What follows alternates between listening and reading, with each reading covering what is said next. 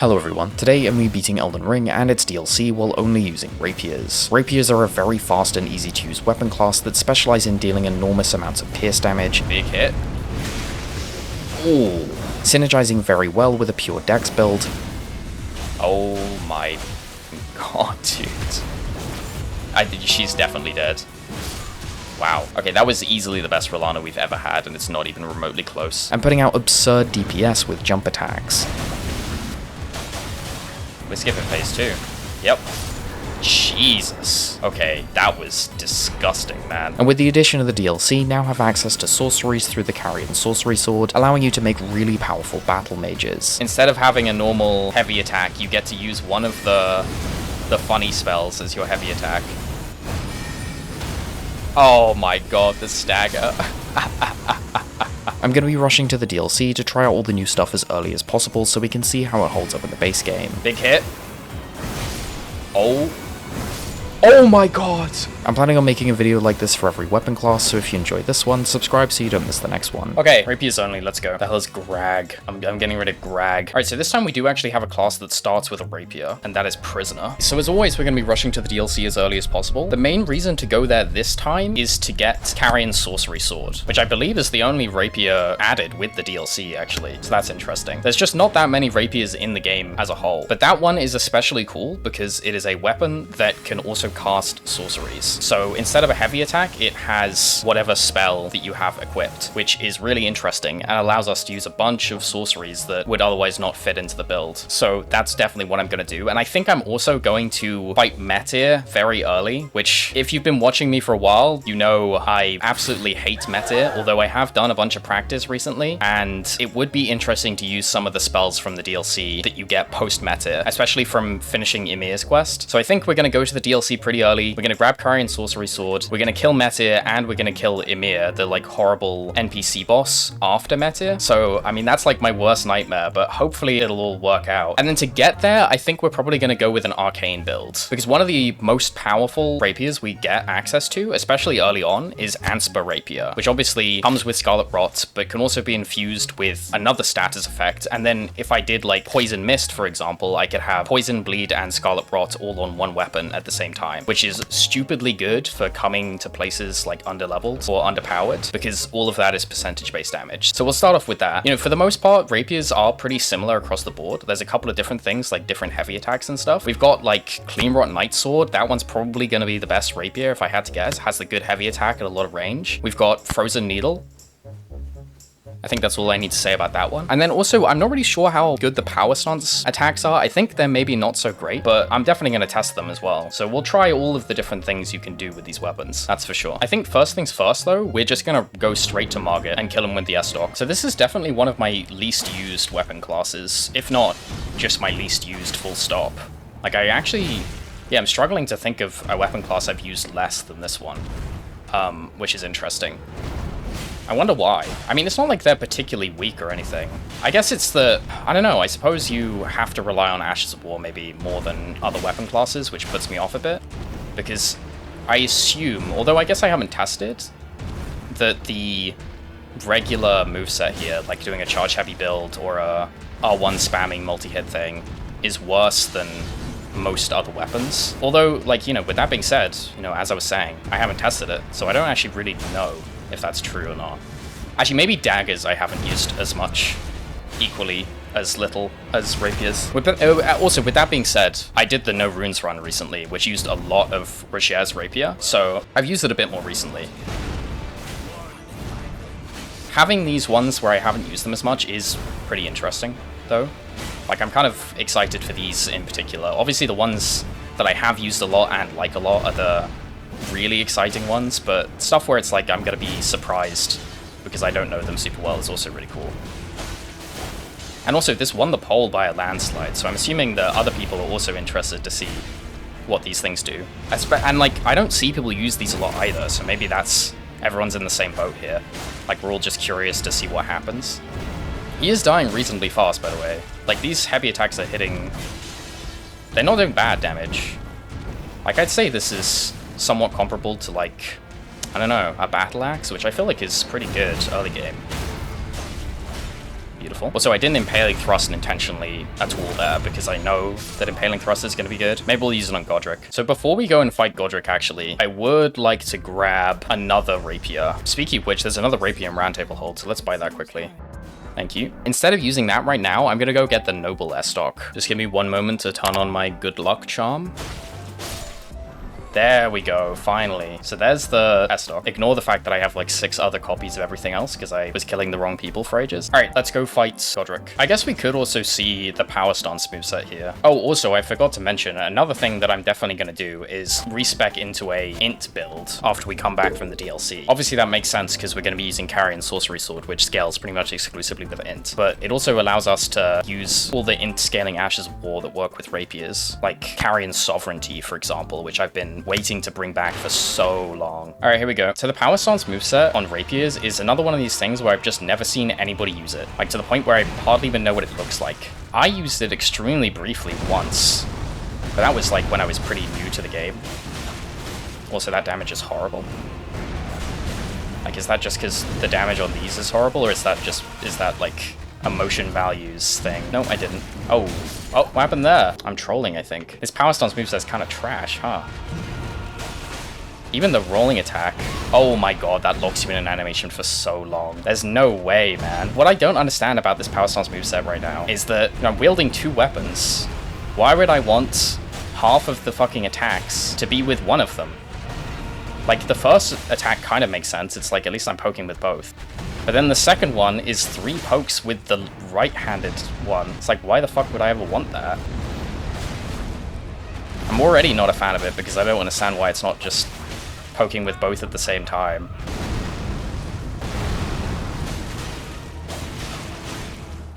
Also, the damage is pretty atrocious. As a comparison, let's try an Impaling Thrust. Interesting. And that's also going to do like 14 times the poise damage. Oh, big headshots though. And Impaling Thrust can...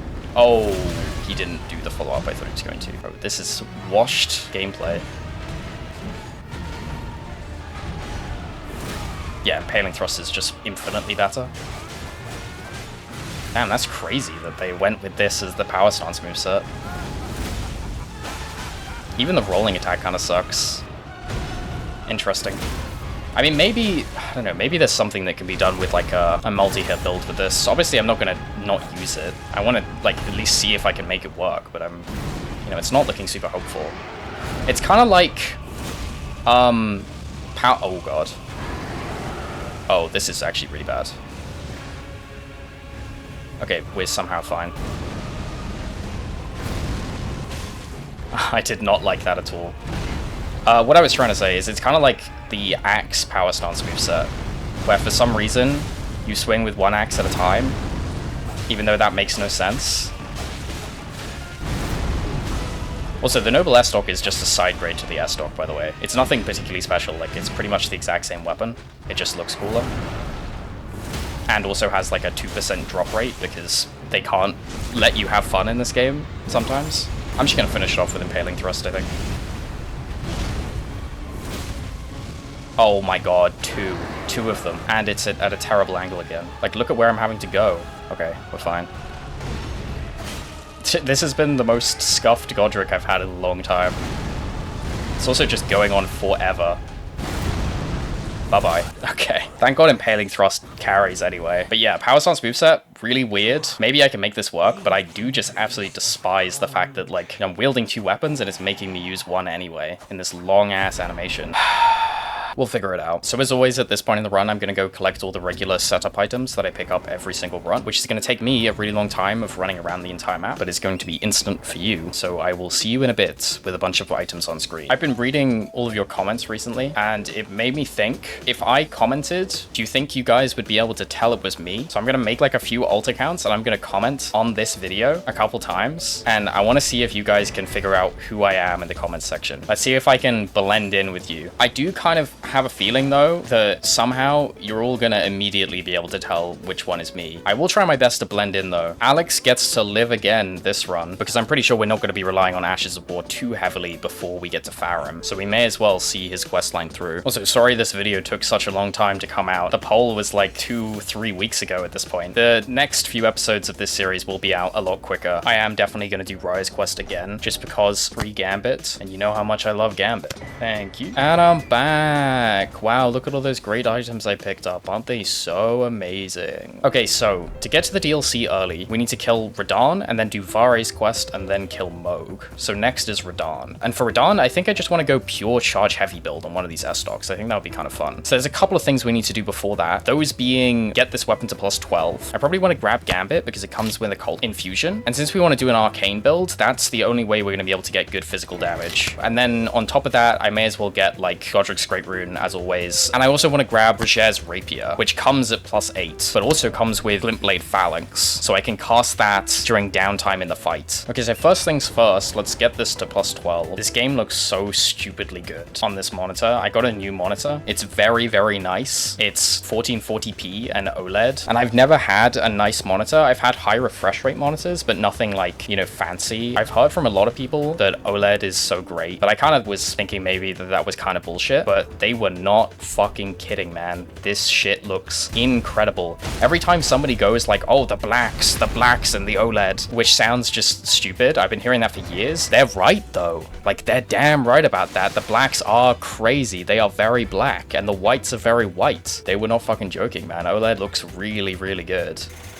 Okay, plus 12, Noble S-Stock. Let's go get our Ash of War to put on this thing. So I'm gonna kill Banal here, which might seem a little odd, but basically, if you kill Banal and then go to Volcano Manor, his Spellbearing shop updates to have all of the Ashes of War you get from doing the kill requests. There we go. Nice. Okay, so now we can go to Volcano Manor and immediately get Gambit. Hello, woman. Do you think she can even stand up straight, or is she stuck like that? Beautiful. So obviously the primary reason I want this is because it has stealth, but it is very convenient that it also gives us an occult infusion, which we desperately need. I guess we may as well level now as well. I'm literally just going to dump all of these runes into Arcane. 21. Beautiful. Let's grab Roger's Rapier as well while we're here. Thank you. Last thing, let's go get Godrick's Great Rune. Beautiful. There's Godrick's Great Rune. So as always, I'm going to be toggling Rune Arc on in Eartle, just so if I die too much, I don't have to kill a bunch of rats. And I'm going to be dying too much because I'm testing stuff, so I can make a more interesting video. Alright, let's go fight Radahn. Strength Talisman. Yes! Yes! Let's fucking go! Good opener. Okay, there's actually kind of a lot of damage. I was not standing in the right spot there, so I had to roll. Okay. This is nice too. And another charge heavy. He's going to slam to the ground. Yep. Okay, another one here. We could probably get like 2 off after the suck. Beautiful. Maybe stagger? Nope. No follow-up as well. Oh, there's the stagger finally. Okay, I mean, this damage is not bad, that's for sure. But, I mean, we've definitely used better things at plus 12. I'm surprised he isn't going up already.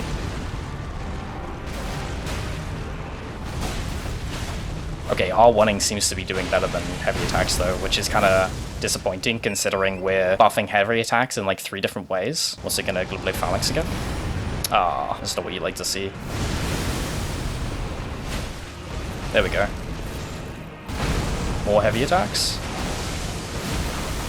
But dude, the R1s are doing like almost the same amount, and obviously they're R1s that take like 0.5 seconds. I mean, I guess we get the poise damage, but it's clearly not a lot.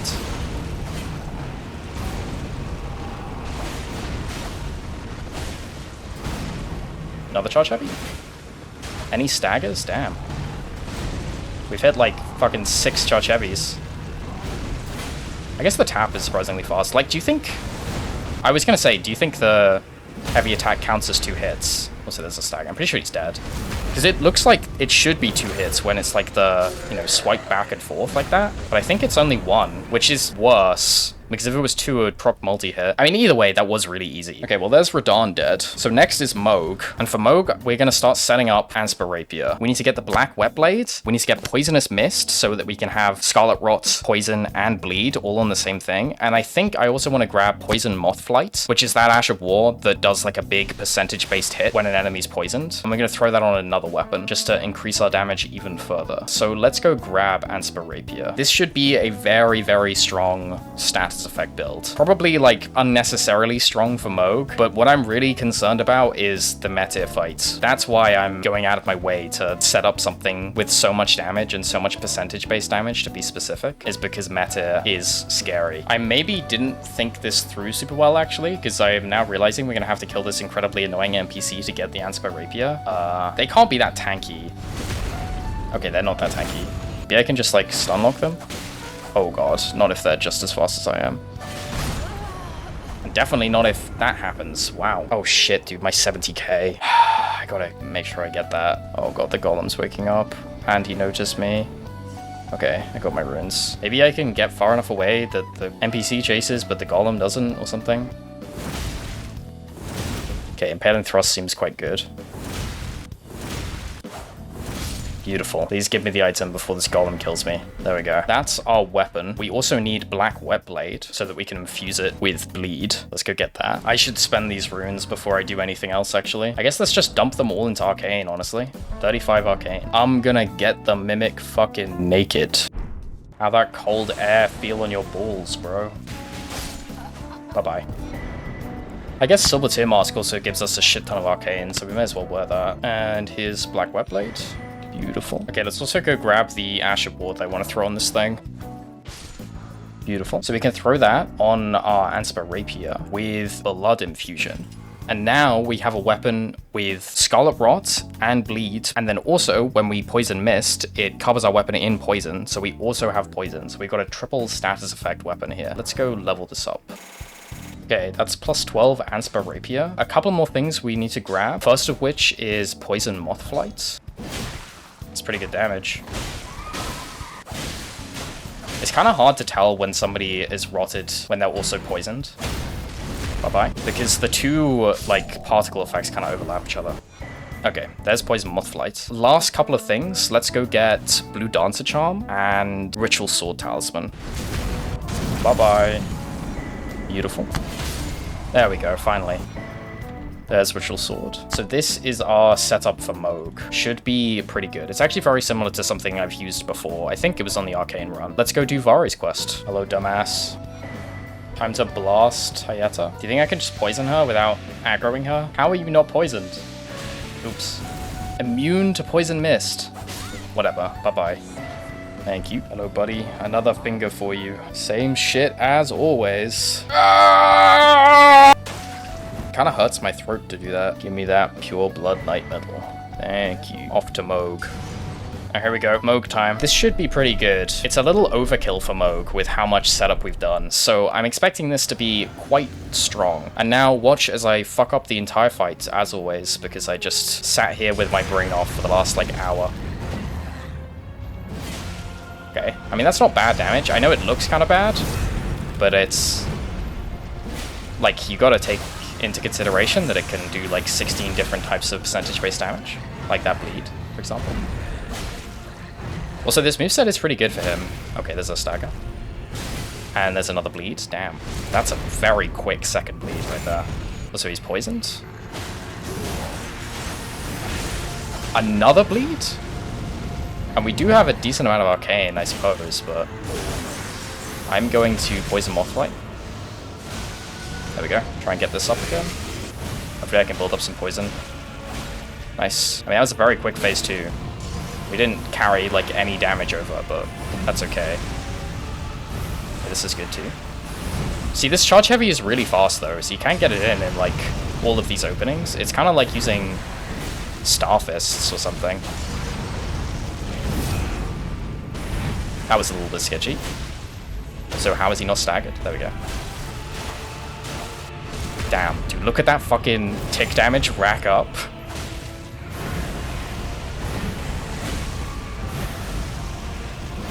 I really don't like this positioning.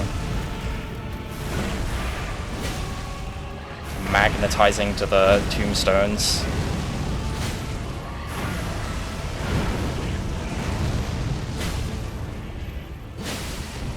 Okay, there's another bleed. Try and... Oh! He died to the poison.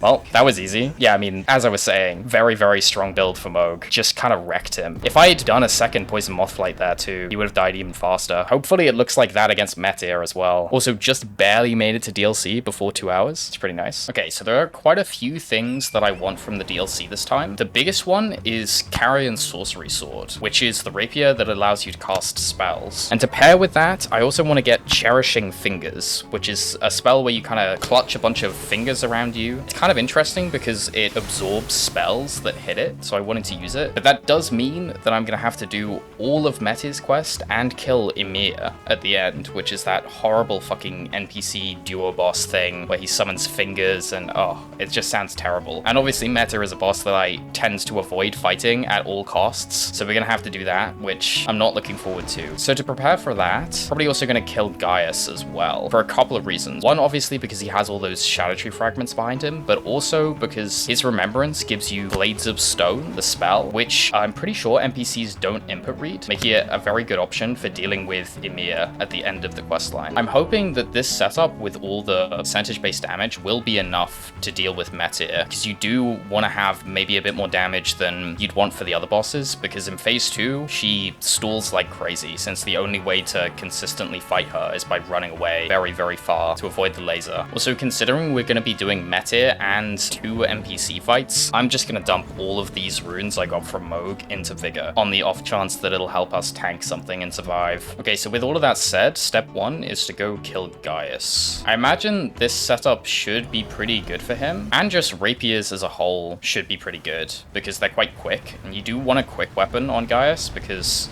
he has a lot of openings, but they're all pretty small.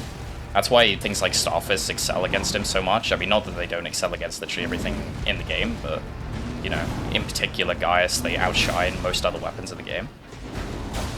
So I'm hoping that this should be like a charge heavy. I think that was safe. And this too. Yeah, that looks like it's safe. I mean, we should actually get some pretty reasonable staggers. Okay.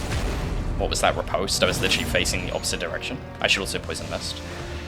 Wow, that poisoned him fucking instantly, man. Okay. I wonder whether this is 2 charge heavies, actually. No, no way. It's probably 1 more R1 than that, though. It's going well so far.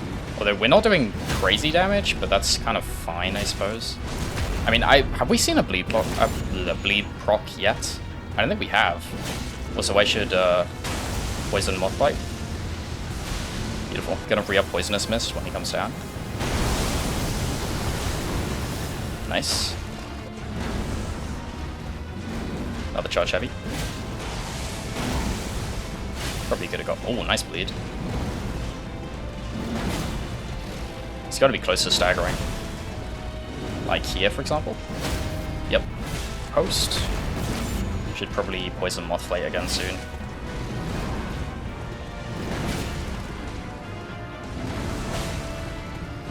I need a very big opening to Poison Mothlight is the only problem. Because it's actually, like, kind of a very slow attack. I think the poison ran out, if I had to guess, by this point. Oh, beautiful Saga. On the off chance that it didn't, he will die from this. It did. He's gonna die anyway. Beautiful. Very clean Gaius, actually. Also, kind of destroyed him really, really fast, which is a good sign, considering Metyr is a lot tankier, and the fight is a lot slower. Okay, so the next step from here is to go do all of Metyr's quest, which will take a while. The one way we can speed it up a little bit is by killing Ancient Dragon Man, which makes getting to the Cerulean Coast a lot faster. And since we're gonna have to kill him at some point anyway, we may as well do it now, I guess. We're obviously very underleveled for being here, but hopefully it's gonna be okay, especially considering, you know, I've done harder kills than this on this guy, for sure. In fact, last run I did on the No Runes run. Hopefully I can just do this to him. Okay, big bleed. Hit him with the classic, the run in, run out. Big backstabbing coming. Very nice. And we got the Rot on him too. It's actually quite good at keeping him in this loop with this running heavy. Oh my god. Thank god I got Vigor. Holy fuck. Yes, drink that empty flask, dumbass. Dumbass. Like the Jim Carrey movie. Damn. He's getting fucking fried. The unbeatable strategy of running in a little circle. Dead? Yes! Okay, that was actually super easy. It's almost like having Vigor is useful or something. I don't know, that's crazy. I can't believe I never realized that. Okay, time to run for like 20 minutes to ring 2 bells.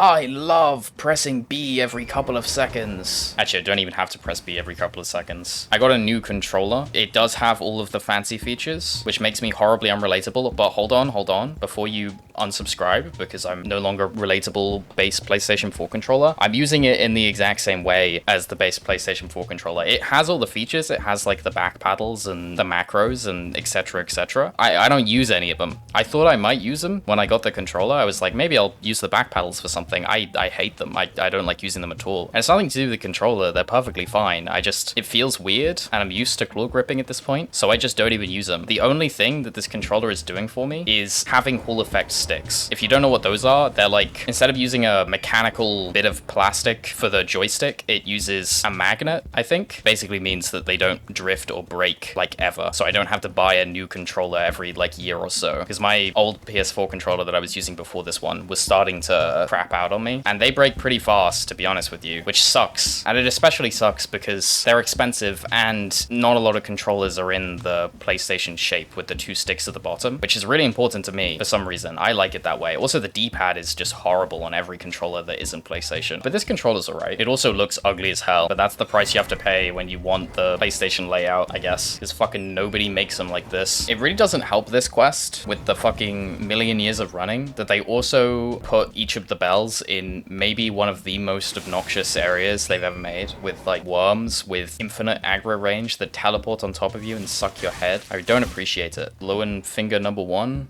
Excellent. On to finger number 2. Alright. Beloved Stardust is actually really useful as well. So we do have another NPC down here before we actually get to fight Metyr, but fortunately there's a strat for the NPC. There's actually a couple strats. I only know the really stupid one though. Ow. This is the longest ladder ever. Okay, shorty, you come up. Okay, and then I kick her. And again. Beautiful. That's what we like to see, dude. Yeah, fuck you. Okay, so that's Metyr unlocked. Before we go and fight her, there is one thing that we really need to grab. And to explain that, I need to explain what the problem with Metyr is. So the big issue with Metyr is that in phase 2, she can do this attack. This giant laser beam that she flies up into the air and then spins around in 3 circles with these 2 lasers either side of her. So there's a couple of problems with this attack. The first one is that when she goes up in the air and when she starts it, she spawns a gigantic AoE below her, which expands outwards. This is so large that if you're basically anywhere near her when she starts up this attack, it will hit you and there's nothing you can do about it. So you do have to stay at a distance the entire time, which pretty much means you can only punish this one attack where she flies at you while spinning. So that slows down the fight enormously. Then on top of that, these beams that rotate around her can't be iframed with a roll. So what you can do is get really far away from her and then run all the way around the outside of the beams and avoid them without using anything. Or you can grab this Ash of War. So that's Vow of the Indomitable. You can throw this on a shield, and when you cast it, you go invulnerable for a really long period of time while standing still. And this gives you enough iframes to be able to avoid the entire laser as it passes by. So basically, all we need to do is stay far enough away in phase 2 that she can't laser right on top of us, and then make sure that we time our Vow of the Indomitable right when the laser comes to hit us, which isn't so bad. The main problem with the fight at that point is 2 things. One, that it takes a really fucking long time because you have to wait for her to do the move and she stalls you out with a million other ranged attacks and obviously the laser. And 2, the fact that she can spawn in fingers. If the fight goes on for long enough, she can keep spawning them in and there'll just be a swarm of them and it'll be impossible to keep track and you'll end up dying to one of them or getting frame trapped at some point. So it's a bit of a nightmare. The hope is though that we have enough damage that it won't ever get to that point. If you're wondering also, this is why I don't like Metyr very much. There are other reasons too, but this is the primary reason. It's just a terrible horribly designed couple of moves, and it ruins what is otherwise like an okay-ish boss. I mean, nothing special, but definitely not bad, aside from maybe like 1 or 2 small issues. Also, I have been doing some practice beforehand to make sure that I can at least feel somewhat confident with her moveset. So hopefully I shouldn't make too many mistakes, and we'll be able to get this kill. Okay, like that, for example. Fortunately, I had Vigor. This is also a reasonably good moveset for it, I think. Again, just because it's quite fast, and a lot of these openings are like just enough time to get a full charge heavy off. That was a pretty quick first bleed, by the way. And an insanely fast second bleed.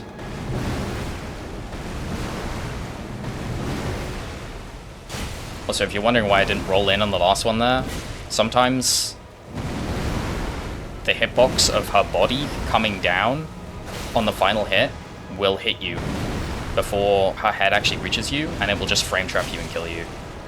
It's one of her other issues. She has many. Also, she's rotted, which is good.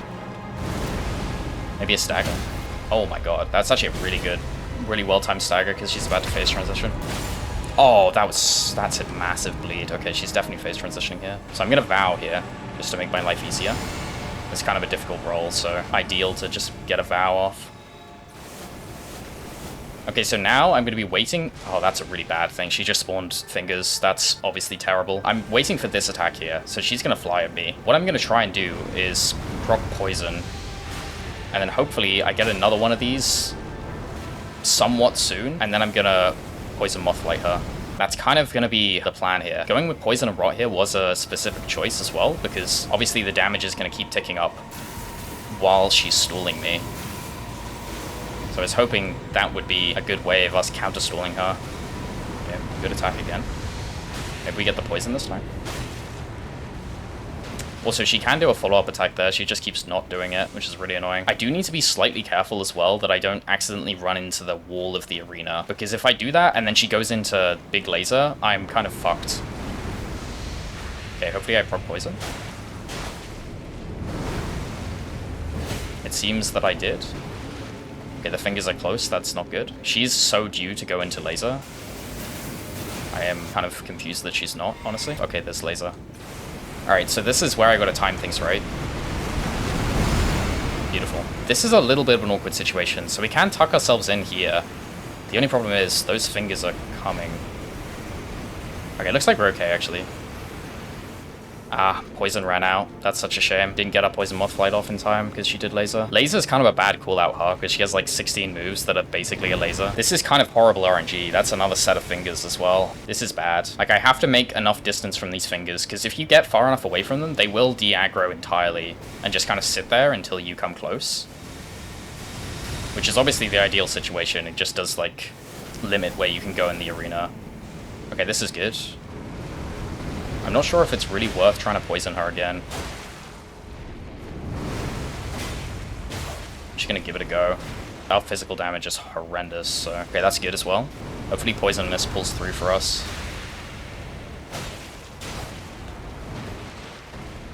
Okay, it actually did. Perfect. She's kind of due a laser, though, which is really unfortunate because it may be at the exact time where we need her to not do it. Hopefully I just get one more... Perfect. I was gonna say, one more of these. We get poison mothlight off. There we go. See, so clean, man. The practice was all worth it. That boss fucking sucks. Oh, I'm so happy to be past that. I'm also so glad that my plans actually worked out. Thank God for that. Okay, so there are a couple more things that I want to grab before we head back to the base game. The first of which is Carrion Sorcery Sword. And then the second of which is Cherishing Fingers, which we need to get from killing Ymir. I think what I'm gonna do is get Carrion Sorcery Sword, then go kill Rennala and respec into an int build, and then use Blades of Stone to kill Ymir. So this should be Carrion Sorcery Sword. Beautiful. Let's go kill Rennala quickly. I guess we'll just stick with Stormblade here. Tends to do fairly decent damage. Also, hopefully when Red Wolf stalls, we can just get like a free hit in with the Stormblade. Oh my god. Okay, that's a little bit more damage than I was expecting. Damn, he might just be dead here. I missed the projectile. Okay, dead. Bye-bye. They really did such a good job with that moveset. Oh, he definitely saw me. Yep. Okay, well. Yeah, classic Moongrum right there. Just an actual fucking idiot. This should be easy regardless. Although, I would like to see non-terrible RNG in phase 2 if I can. Good damage, maybe?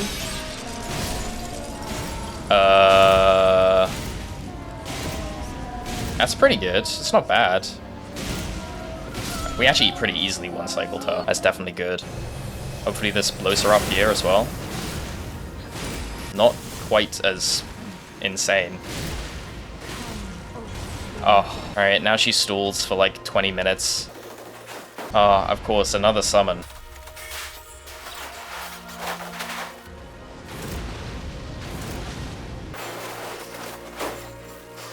This fight is so fucking ass. It's insane. Okay. I can finally get a hit off. Or 3 before she goes into moons, of course. Beautiful. That boss is so annoying, man. Anytime the fight goes longer than like 5 seconds, there's got to be an Ash of War that just purely stun locks her, right? I have to find out what that is and start using it on these runs. Okay, so now we can respec. All right, that's what we're going with. Let's go transpose Blades of Stone. Give me that. Thank you. Hopefully this is enough to deal with Ymir. Okay, so if I Blades of Stone. Okay. So she definitely doesn't input read it. That's good, although that's not a lot of damage at all. In fact, that's like really bad damage. Oh my god, it comes out so slow too. Oh, I don't know if this is gonna be a feasible strategy. How much does an Impaling Thrust do, I wonder? Okay. You know what? The Impaling Thrust is kind of okay damage though. It's also pretty good at dealing with them. Thank god I got a shit ton of Vigor. Dead? Okay. Hopefully I don't have to kill her every time. Is he gonna be hittable at some point? It's doing no damage too. Alright. Oh fuck, this is not good at all, man. This was not a good strategy in the slightest. Shit. Please don't make me fight Jolan every time. It's going to make me fight Jolan every time, isn't it? Yep. Okay, there's Jolan. Now we have to deal with this guy. I'll leave it didn't give me a backstab there. Maybe I can get him with fucking magic Glint Blade or something. Oh my, he's just keeps spawning him. That's so annoying that he gets hyper armor when he's summoning these guys. Like, what the fuck is he even doing, man? Just like repeatedly teleporting in place. Okay, like, can I at least backstab him during this? No, I can't, of course. Why would I be able to? My god, this is frustrating. Oh my god, he just keeps fucking spawning them. He never stops. Maybe these will just hit him. It's actually working. That's kind of working. Doesn't seem to dodge the magic all that much. Oh, I'm out of FP though. No way. I don't know what to do. He's like still basically full health. Oh. Of course. They fucking bend around the corner. I forgot about that. Every single run, man, there's got to be some shit-ass NPC fight that makes my life miserable. Okay. I mean, are we out of flasks? Yeah, I'm out of flasks. This is not going well. Okay, this is good, though. He's just going to tank all these. Okay, that was actually really good right there.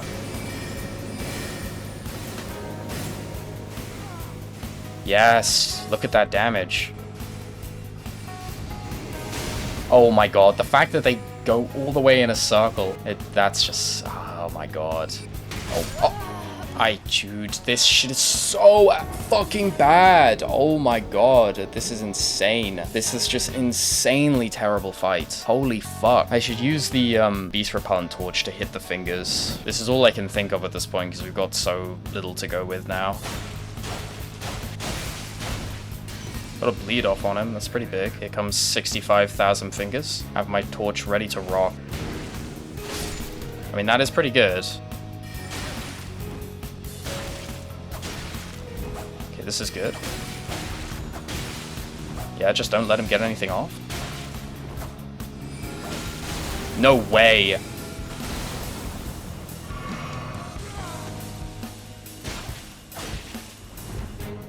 I can't believe how quickly that came out.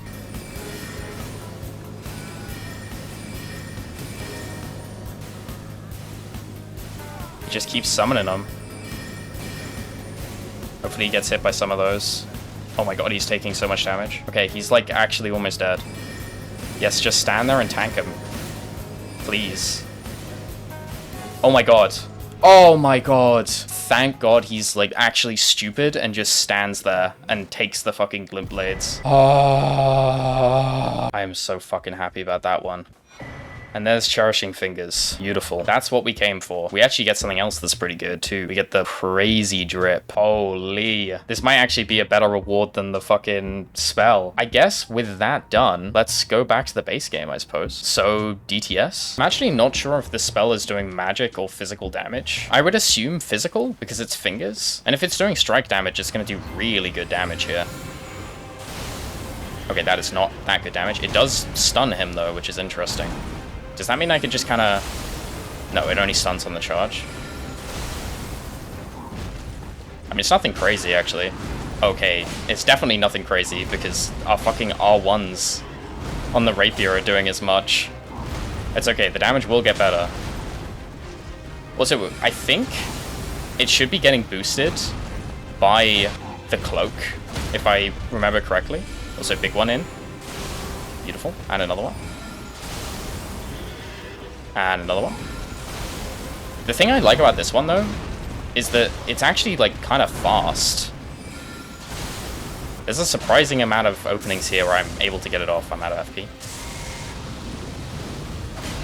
So it's kind of something I can, like, you know, toss out. Like, the fact that we can kind of use it at all on DTS is kind of surprising, right? Because he's such a boss of, like, lots of little openings rather than any big ones.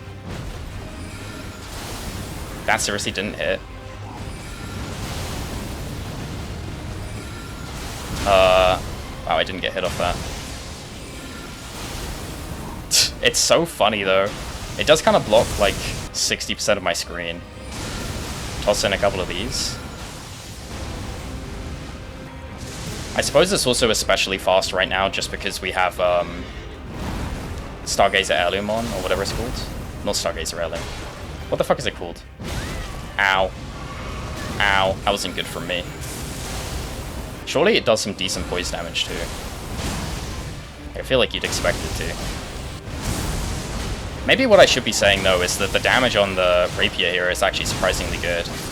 Alright, bye-bye. But yeah, you see the vision, right? I kind of like rolling up to people and just clasping them in the fingers really quickly. It's sort of funny. Not what you would expect from the Rapier's run. This isn't going to become a sorcery run, by the way. I just thought it might be fun to test out a couple of things with the sword while we have it. So I looked it up. Cherishing Fingers is in fact doing physical damage. I'm kind of into it as this sort of close range, big hit ability to make up for the fact that Carrion Sorcery Sword has no heavy attack. But it doesn't seem like it's the best spell in the world, if I'm being honest with you. For example, we shall use it here.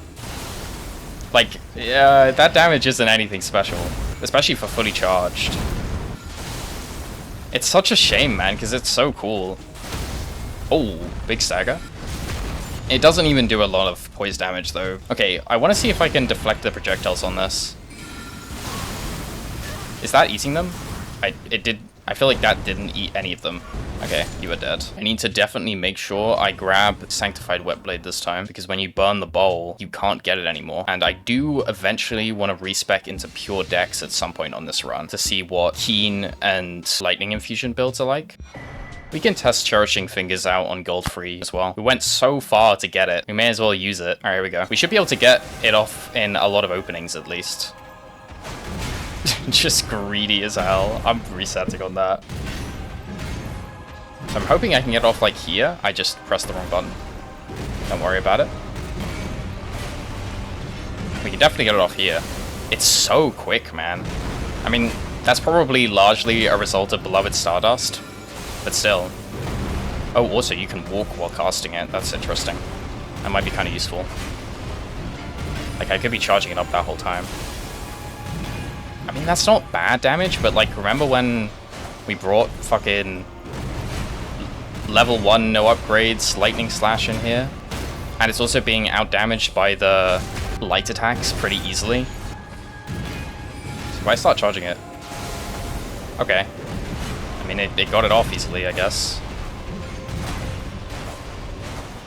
Yeah, I mean, look at that light attack spam in comparison. Ah, how disappointing.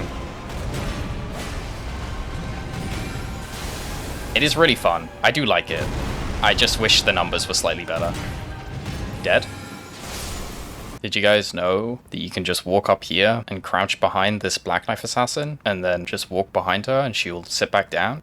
Isn't that crazy? Brand new info. Okay, well, instead of doing that again, let's do something different for Morgott. Considering we're essentially trying to replace the heavy attack on this weapon, let's go get Gavel of Ymir. I would like to try and use most of the spells that are essentially conjuring a weapon, like Slicer and Carrying Greatsword, Judas Moonblade, that sort of thing, because I think they fit well with what this weapon is going for, right? It's like they're a big attack to replace what would normally be a charge heavy, and Gavel of Ymir might be my favorite one of those. Also, since we're doing that, we may as well also go get Magic Scorpion Charm and the Magic Tier, because we're gonna have to get them at some point anyway. I guess I can also grab the helmet that gives you a shit ton of int.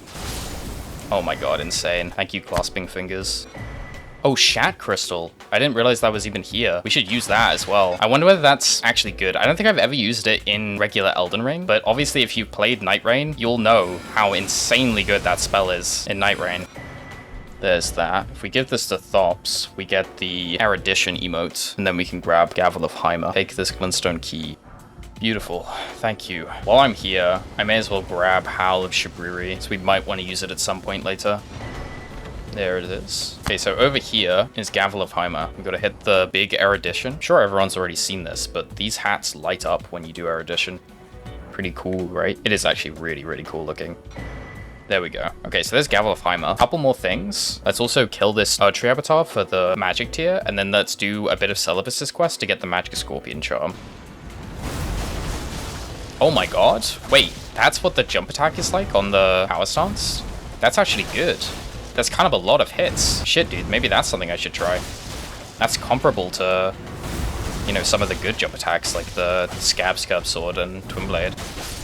Beautiful. Damn. Okay. Well, we definitely have to try that at some point. I guess it's because that seems like it's only one hit, but it's actually two there. Also, there's the Magic Tier. Okay, let's go start Celibus's quest. This kind of takes a little while and also involves us doing a little bit of Ranni's quests and killing Loretta, so give me a second. I guess this is a situation where Cherishing Fingers could be quite good. This should be big hits, just because we're like super open. Oh, it cancelled her attack. Also, I'm mid-rolling for this, which isn't the best. Oh, that's so funny. I tried to do a heavy attack there, or a jump heavy, I mean, and it just didn't happen, because its heavy attack is replaced with whatever spell you have on. Wait, so should this... Oh wait, see? It consumed the Glint Blades. Oh my god, look at that. Bounced off. It's the greatest spell of all time. Clearly so worth it. Did I just duck under that? It is actually goated, genuinely. No, no, no! What I'm curious about, actually, though, is if it can do that, does that mean I can just sit on top of her when she tries to summon Glint Blades? Like, if I just... Because it can't hit me. Oh, yeah, dude, look at that.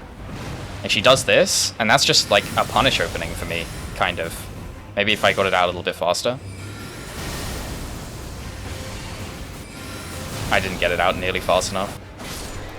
If I really spent some time to figure out that punish there, there's probably something cool you can do with this spell, where an attack that normally you'd have to run away from can now be like a big punish, because you can just slam down the fingers and sit inside them. Okay, so we need to go talk to Ranni first, and then do some of Celibus's quest. It's been a while since I've done this. Hello, blah, blah, blah. Okay, now we can go talk to Celibus. 1 potion, please. Thank you. So you can give this to a few people, but the fastest one to give it to is Gideon. Drink this strange bottle of piss I found. Okay. Now I think from here, we go find his basement. I think this is it. Wow. So basically after this, he's going to ask us to buy puppets, and then he's going to ask us to get him an amber starlight. So instead of talking to him and then going and getting them and then coming back, I'm just going to get them all now and then talk to him once. Yes, please give me. Oh, there we go. Finally. All right, let's go fight Morgott. So this is the spell. Hopefully we can get that off in some of these larger openings, like the full thing, both slams of the gavel. Also, hopefully I have time to cast Glintblade Phalanx. Okay, I did. Just barely. It's like the most pointless cast ever. Also, we can do it here. Oh. Oh, he got away. It's pretty good damage, though. At least on that one hit. I could probably get it off here. Maybe only one, though. Oh. That's so nice. It's so fucking satisfying. Oh, the stagger too? Holy shit. I wonder how much poison damage it does. Does this have like a crit multiplier or something? Because I feel like these critical hits have been enormous. Okay, there's phase 2. I may as well cast this again. Okay. I love this spell, man. I've really liked it for a long time, but it's so fun on this weapon, actually. Like, it's actually ideal. It does do the... I see the vision now. I didn't really get this weapon before, but I get it now. It's like, instead of having a normal heavy attack, you get to use one of the funny spells as your heavy attack, which is actually way, way better than having a regular-ass boring heavy attack. Oh my god, the stagger. Dude, this thing is so fucking cool. That was so much more fun than I was expecting it to be. I mean, I really like the spell and I knew that for a while, but having it on a weapon that's like an actual weapon, rather than me having to have a staff in one hand and something in the other, is genuinely more convenient and does make it sort of feel like this is one complete weapon rather than a scuffed half weapon thing. Okay, onwards to mountaintops. We've done a lot of sorcery stuff in a row now, and this is the rapiers run, so let's go back to doing actual rapier stuff. I'm pretty curious to see what power stance jump attacks are like here, so let's set that up and use it for, well, Fire Giant, but first we need to kill Niall so we can get the multi-hit tier so we can really see what the damage looks like. So I'm gonna upgrade 2 of these to plus 18 and then grab the jump attack talisman and jump attack cloak, and then we'll come back and fight Niall. Okay, both of these are plus 18. Thank you. And there's the jump attack talisman. Alright, let's go fight Niall. Surely I still am able to do this with consistency. Beautiful. Oh, I forgot to get Bewitching Branches. I guess I'm just gonna have to rely on Stormblade. Okay, fortunately that's totally easy. Easy enough. Now we can just fucking cheese the hell out of him with this. No, I'm meant to be doing jump attacks. I should do jump attacks. Alright, let's see how this does. Hopefully... Okay, not if you do that.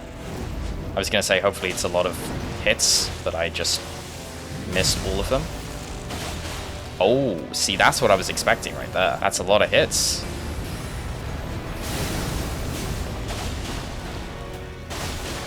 That's so many hits. Damn, that's so much fucking damage, dude.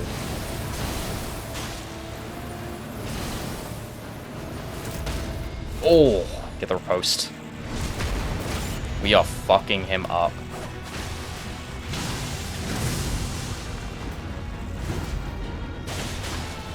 Like that 6 strafe that I just thought might work.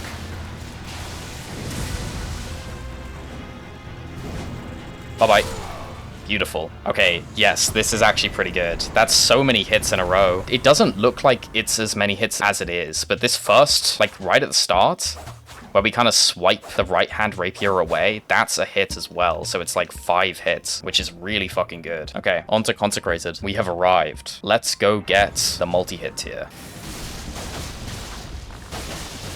The only issue with it is that getting all the hits off, you do have to be kind of close. That's not that much of a problem.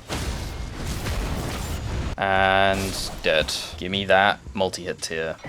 Thank you. Okay, let's go fight Fire Giant. Based on what we've seen so far, this should be pretty fucking good. The multi-hit tier is a very significant damage increase too. So with that ramping, this should chunk Fire Giant. I really wish there was like a Sacred Blade Lightning Slash sort of self-buff equivalent for magic damage. It's kind of a shame that there isn't. I mean, it's like Chilling Mist, but that's not magic damage.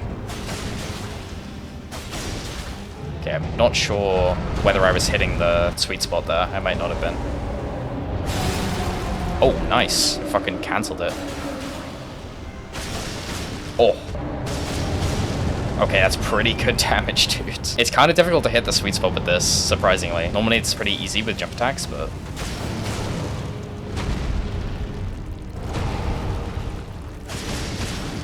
It was good. Oh my god, man. When the multi-hit starts ramping. Nice. Okay, gonna Glintblade Phalanx. Oh. Oh my god. It's all eye hits all day.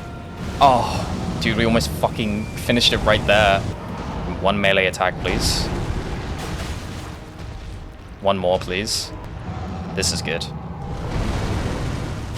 God, it's so good at getting eye hits as well. I did not expect the Power Stance build to be able to do anything, if I'm gonna be honest, after what we saw on Godrick, but damn. That was very, very good. That was very good. I don't think this is quite comparing to Jump Attack, Curved Sword, and Twin Blade builds look like, but it's not that far behind, to be honest with you. This time, I know exactly what I want to do for Godskin Duo. I am gonna go get Carrion Sovereignty, and then buff up and one-shot them. If you remember from a very long time ago, I think it was the int run, I almost did this, but then I chose to do something else, and I've regretted it since, so we're gonna remedy that. Carrion Sovereignty, by the way, is that Carrion Greatsword Ash of War from the DLC. It takes like 1,000,000 years to charge, but it does an enormous amount of damage when it hits. So we're gonna get that, we're gonna level a weapon to plus 25, and then we're gonna get like Terra Magica and Howl and Golden Vow Incant, and we're going to blow Godskin Duo up, hopefully in a single cast of the Ash of War. Oh, and also Richer's set will buff it too, because it's a magic damage dealing Ash of War. Okay,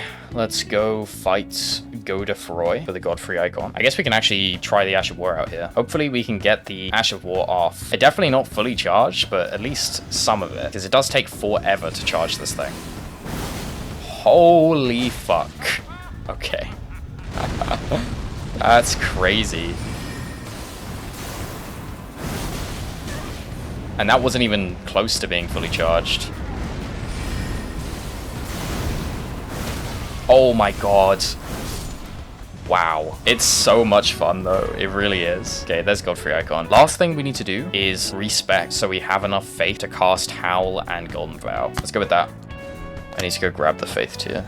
Give me that. Okay, I think that's finally everything. We can actually get out of here and go fight Godskin Duo. That took quite a while. Hopefully it was all worth it. That's a very good sleep pot. Okay, Physic, Terra Magica, Golden Vow. Need to step away so we don't hit them. Howl. Alright, here we go. Big hit. Oh. Oh my god! Exactly as planned, dude. If you've been watching these videos for a while, you will have seen something very similar to that before, but that was done on like the most optimal setup, so I really wasn't sure whether this was actually gonna one-shot, but there we go. That's by far the best Godskin Duo kill we've ever had. It's not even remotely close. We probably overkilled them by an enormous amount there. I don't know, editing me can go in, look up how much health they have to see whether I overkilled them by a lot. What a stupid Ash of War this is. It's so sick, dude. And also, now we can do Alex's quest. It would have been useful about 5 minutes ago. I guess we may as well go do that now before I forget. This dog is also going to get the treatment. A proportional response. He barked at me. He looked aggressive. Okay, let's go talk to him in Radahn's arena. Hello, hello. And now we go to Seathwater. I'm gonna blow this magma worm up with the damn pocket nuke too. Big hit. Another one incoming. And another one. Beautiful. Hello, hello. Give me the jaw. Thank you. Okay, let's go kill him. Bye-bye. Beautiful. Now we can head to Maliketh. What do I want to use for Maliketh? Honestly, since I bothered to get this whole thing set up and now have Alexander Shard, I may as well use Carrion Sovereignty for Maliketh as well. I'm not sure how good it's going to be. I kind of doubt I'll be able to get the full thing off. I might be able to use it at least a bit. Like, I am sort of curious whether it's any good in actual combat and not just against a sleeping target who can't do anything about it. Oh, also we can do the bird skip again. This thing is very fun for running around with though, just because you get to like absolutely nuke every random enemy you come across, which is very funny. Okay, let's see if I get this. Okay. Roll? Nope. What did I do wrong there? I think I rolled at the wrong angle. Oh, okay. Easy. Good jump. Good. Difficult one. Okay, nice. Messed it up a little bit there. That second one is super awkward because you get this sort of Superman landing where you land with your fist to the ground. And then you gotta roll, but you gotta roll in a way that keeps you on the ledge, which is really uncomfortable to do. I haven't been messing it up that much, but didn't go well that time. Okay, here we go. Maliketh time. I will attempt to get the full thing off here. I think there's just absolutely zero chance that it happens, but... Oh my god, I ducked under it. Also, how the hell did that even hit him? It looked like it was gonna miss by a mile. That's so goofy. Well, at least we can do this. God, that is an unbelievable amount of damage. Even for just that. Wow. Yeah, so I guess it's good anyway, even if you can't get the full charge off. Like, we can probably do, like, a little tap here. Yeah. That's crazy. That's over a quarter of his health, right? No, maybe not. Maybe not quite. Like 1/5. It's probably doing a pretty good amount of poise damage too, considering the fully charged one does like 1 billion. I gotta finish it off with the Ash of War. Can't finish him with little pokes, that's too boring. I almost rolled too early there. I need to have an opening to do it, though. I could probably, like, just greed it and get it in one of these openings. Okay, here we go. Beautiful. Bye-bye. Damn, that was very, very impressive from this thing. It's just a really strong Ash of War, I guess. Like, it just has a very, very high motion value. I mean, granted, we're on a pretty optimized build, and with magic damage dealing Ashes of War, they have lots of talisman that give them huge damage buffs. Like, all of these are pretty enormous damage buffs. And then on top of that, they get this 8% from this set as well. Like, that's a ridiculous amount. And then 25% from Physic, obviously. So, I guess no wonder, right? Okay, with that done, I suppose we go back to the DLC. So I think the plan from here on is basically gonna be stick with this int build for a while, and then respec into a pure dex build, and use Lightning and Keen Infusion, and see how the physical damage of this stuff does. So before we do that, we should do all the bosses that I really want to see the intelligence build on. Okay, so first, I think I want to go to Dancing Lion then, because I have an idea of what I want to do with him. I think I want to go back to Carrion Sorcery Sword, and I want to do Shattering Crystal, because we picked that up earlier, and I have been curious for a while now, since Night Rain came out, how good Shattering Crystal is in this game, because I don't think I've ever used it in this game. Also, Shattering Crystal performs way better when the target is bigger, so Dancing Lion should be a good choice. Also, you can sit up here with Gambit to avoid this Curse Blade, which is pretty nice. Alright, let's see how this does. I really hope this is good, because it's such a satisfying spell in Night Rain. Like, it feels good to use, and it's sort of the right sort of speed as well, where it fits this weapon, right? Okay, that was interesting. I feel like a lot of those missed. I feel like that bugged or something. It looked like they passed straight through his body. A little tap here. Nope, that's just the damage, huh? That's not so good. Okay, we can get a fully charged one off here, though. I mean, that's nothing special either. Oh, that hit me. That's a lot less damage than I was expecting, I'm not gonna lie. Interesting. I wonder whether he's very resistant. He has 40 magic resist. But then again, like, he has 40 to almost everything apart from pierce and fire damage, so we've seen good damage on him that isn't one of those two. That's kind of unfortunate, man. I thought this thing might have been secretly quite good. I mean, I guess it's not doing bad damage. It's just like, it's just a bit of a shame, that's all. I don't know, maybe I'm complaining a lot for actually pretty decent damage. See, there it hit more times. Maybe it's about, maybe I need to be further away or something, because it does expand outwards as it goes.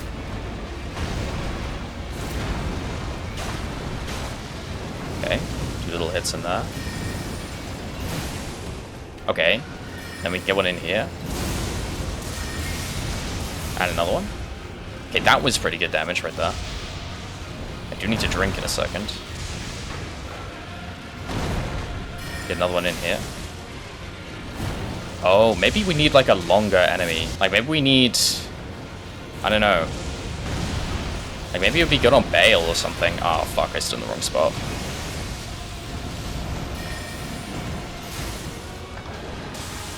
Because it seems like Dancing Lion just about isn't long enough, where it's passing through him, and then the second part of the hitbox, because the Shattering Crystal kind of like explodes once and then a second time is missing. It's like coming out the back. So maybe we need a bigger enemy. It seems like a waste to use Bayle though. Maybe we do Placi.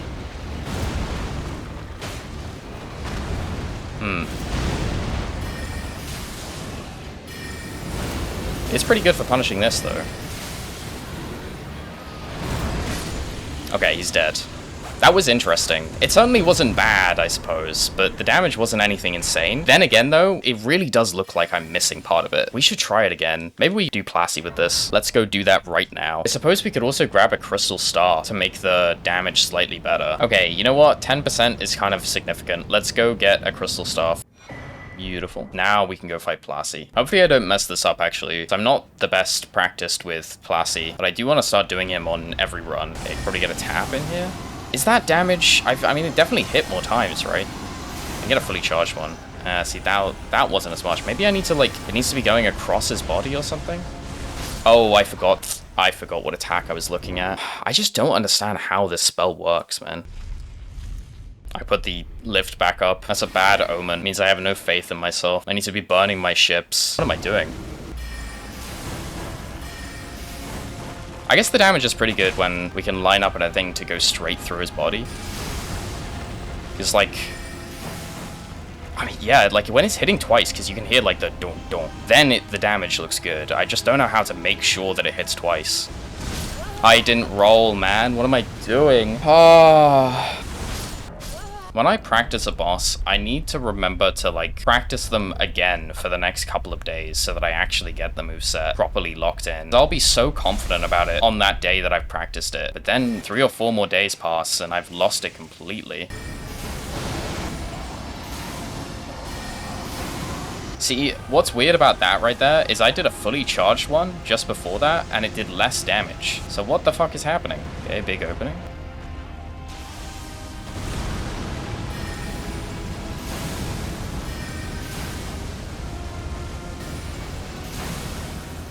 Phase 2? Excuse me? You are way too healthy to be going into Phase 2 right now?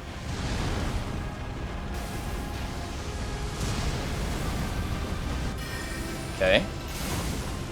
That's pretty good damage right there.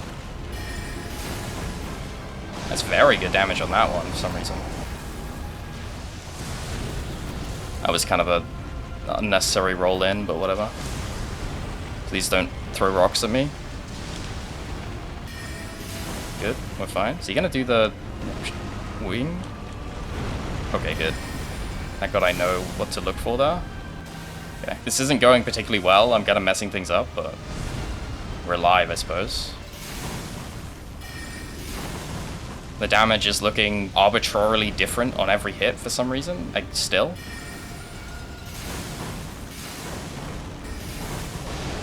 Maybe the weirdness is on Placi's end or something. Maybe it's like to do with the fact that he's got a bunch of hitboxes that you wouldn't expect him to have. Am I in a bad spot? No, I'm fine. Okay, well this is free damage right here. It's a lot of damage still. Like, it's really good damage, to be honest. And he's dead. Beautiful. It certainly isn't bad. You know what, actually, I've come around on it. On these big bosses, I think it makes a lot of sense to use Shattering Crystal. So I do like this spell still. I think it has its niche. And it's actually doing something, which the other crystal sorceries don't do. Also, I gotta practice some Placi, like, clearly. Because that shit was atrocious. Okay, I think there are 2 more bosses I want to do with the int build. I want to do Romina, and I want to use Carrion Piercer and Carrion Greatsword, the 2 sword sorcery spells, because I think that would be interesting as a sort of alternative to heavy attacks on the Carrion Sorcery Sword. And then I also want to do Midra and use Gavel of Ymir again. We used it that one time, but I would love to use it again. So let's head to Romina first. They have a weapon that can cast spells in Dark Souls 2 as well, don't they? Which is kind of interesting. I didn't know about that until recently, but I have been playing some Dark Souls 2 over the last like week or so, which is crazy. If you've been watching my videos for a long time, you'll know that I'm a pretty major Dark Souls 2 hater. I mean, not really. Like, it's more of a joke work than anything else. I don't really dislike Dark Souls 2. Like, there are definitely choices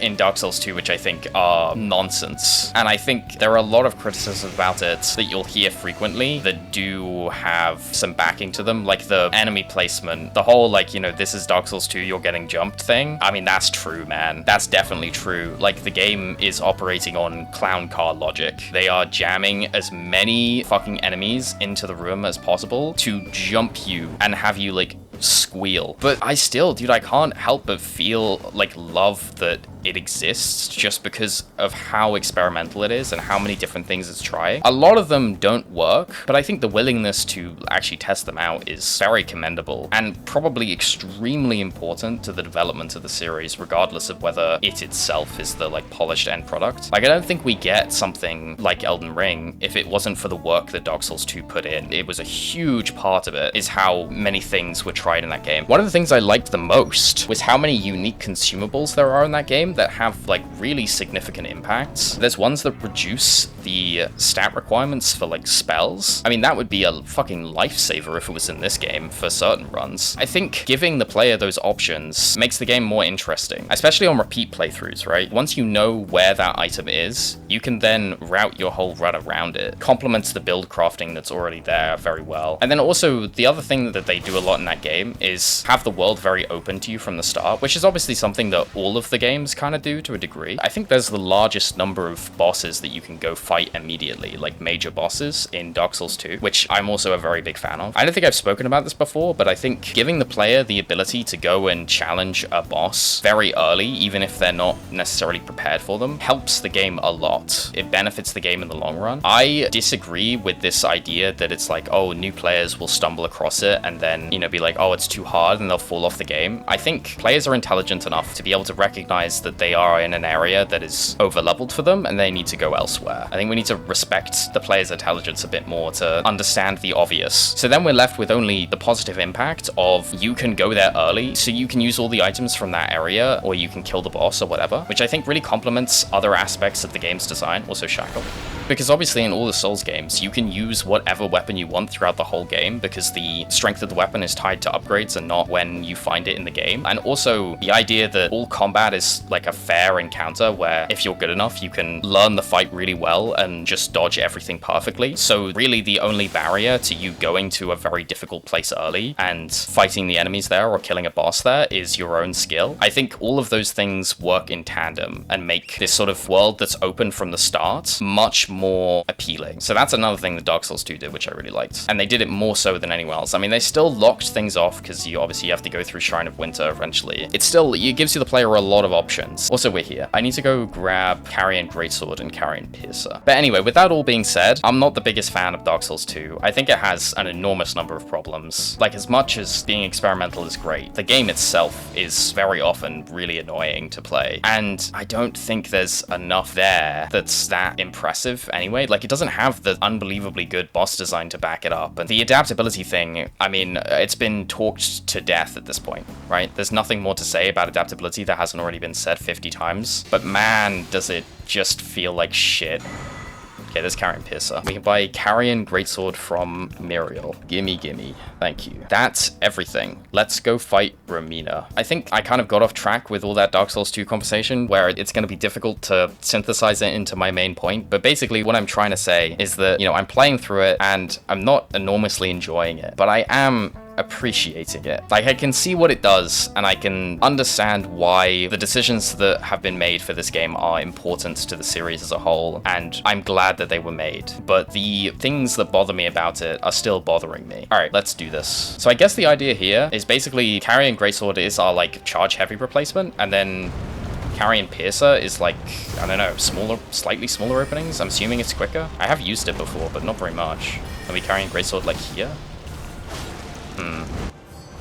Like, can I get one off here? That is way too slow to get off there. I can definitely get one off here, though. See, that's kind of nice right there. Oh my god, I almost didn't have enough time. I probably get 2 swings off. Oh my god, man. These punishes are only just safe. She is surely about to phase transition. Oh, I didn't quite get out of it. That sucks. Okay, well, we're alive. I'm just gonna keep fighting. for the time being at least. She does a little bit of damage to herself there on the phase transition. And I've always wondered, can you make her kill herself with that? I should try that at some point. Also, I'm not on the right thing. Oh, you can charge these? Okay, that would have been good to know. I do really like that punish. That's the one big upside. Okay, so... Okay, you can't charge this one.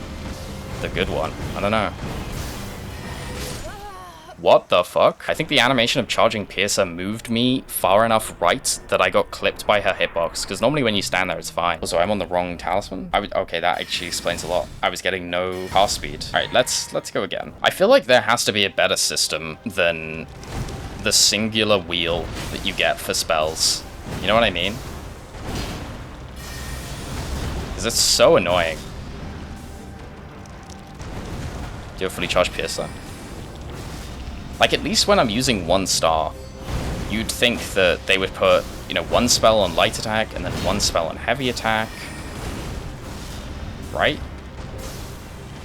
Also, it appears that doing 2 carrying greatswords is more damage than doing 1 fully charged Piercer.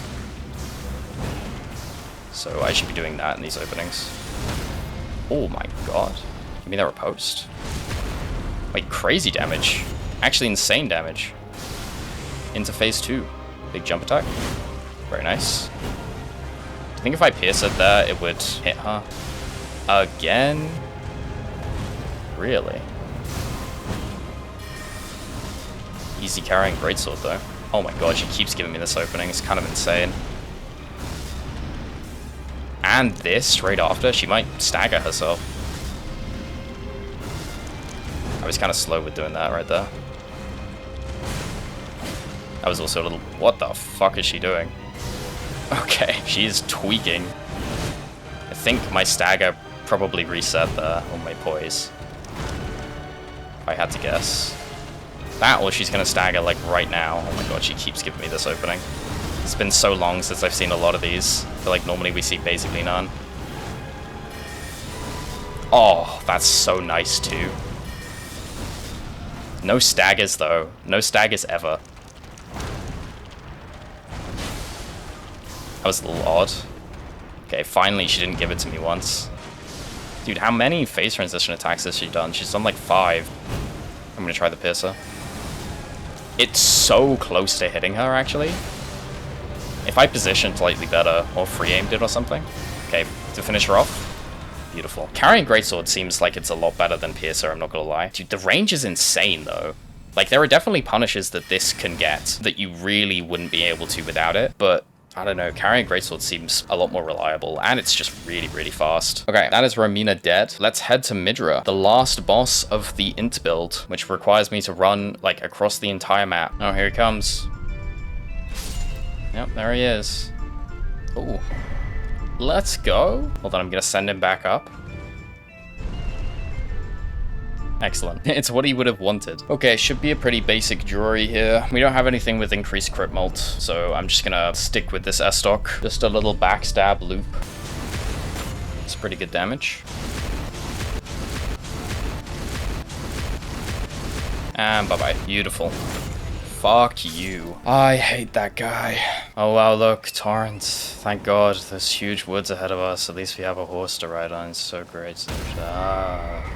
Over the last couple of weeks, I played all of Clair Obscur. I actually finished a game that took some time. I don't know if this is gonna shock anyone, but it's pretty good. I don't know if you've heard that like a billion times over the last 4 months, but that shit's pretty good. Yeah, I mean, it's really good. No surprise for anyone. It's also no surprise that I liked it. I'm sure there's a lot of people here, they've heard from a million people that, oh, Clair Obscur is so good, you should play it. They're kind of right, though. I was in your position. I was like, I can't be bothered, I can't be bothered. Like, no one seems to be explaining why this thing is good. They're just saying it's good. And then I played it, and I was like, damn, they are kind of right about that, though. This shit is really fucking good. I can tell you why, though, and it's for the same reason that, you know, these games are fun, and that like Sekiro is fun, for example. It's like the enemy movesets are good. If you don't know what Clair Obscur is, it's turn-based, but when the enemy attacks you, you can parry, like in Sekiro. Like it's a one-button deflect sort of thing. And you know, that's really fucking fun. And when the animations are so good and the movesets are interesting, so you feel like you're sort of learning the enemies, it's just a really fucking fun combat system. What can I say? And then on top of that, it has pretty excellent build crafting in it with these like little perks you can pick up and then spec your character out with. It's one of these games where you can make your character so stupidly overpowered by the end game, which is interesting in its own way. Obviously, the main pull though is the writing, which is just fucking unbelievable. The thing that blew my mind that I can't believe I hadn't heard from everybody is Clair Obscur probably has the most compelling first hour to any video game I've ever played, because the setup is so strong and the writing is immediately really good. If you don't know what the setup is, I'm not spoiling anything here. This was all just revealed long before the game even released, apparently. Basically, there's this huge doomsday clock across a massive sea from an island that you're on, and every year this giant woman called the Paintress wipes off the previous number and writes a number one lower, and everybody the same age as the number on the clock gets killed instantly. They get like turned into petals. So to try and combat this problem, the people of this island send an expedition out to the mainland every year to try and prevent the Paintress from writing the next number. So it's like, you know, the setup is Hunter x Hunter Dark Continent, which immediately piqued my interest because that's fascinating. And the reason it's so effective is because so much work is done within that first hour of setting up the world building and the characters without any of it feeling contrived. And that is just unbelievably impressive as writing goes in the first place, but it's also extremely effective at keeping up the pace of the game while also doing all that exposition work that needs to be done. And then on top of that, you know, it keeps going from there, man. The story is just fucking brilliant, like the whole way through. They just did a fucking phenomenal job with that game. No one is kidding when they say that game is very good. I've been holding that one in for a while, waiting for a period of time where I had a long enough running section where I could talk about it. I knew it was probably going to be here. I didn't expect it to take me like 75% of the way through Midra's Manse as well. Okay, here we go. Gavel of Ymir. I'm assuming that I can probably get the full 2 bonks with the Gavel of Ymir off in the bigger openings that he has. And also, it does a shit ton of poise damage, and Midra staggers very often because he only has 80 poise, so...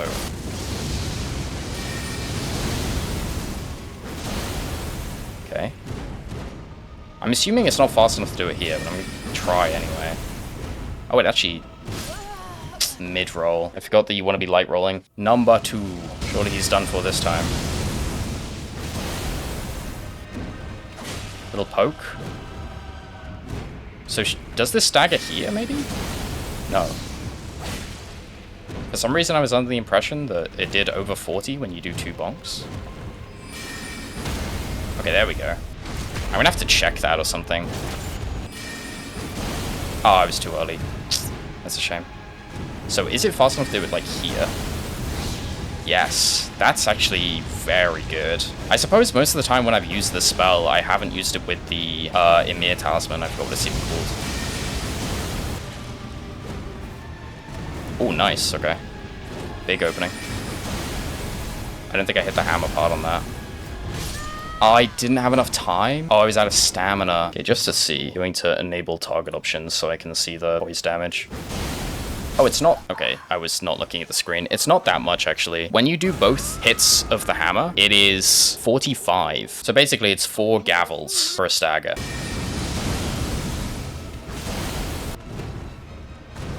Oh, really? Okay.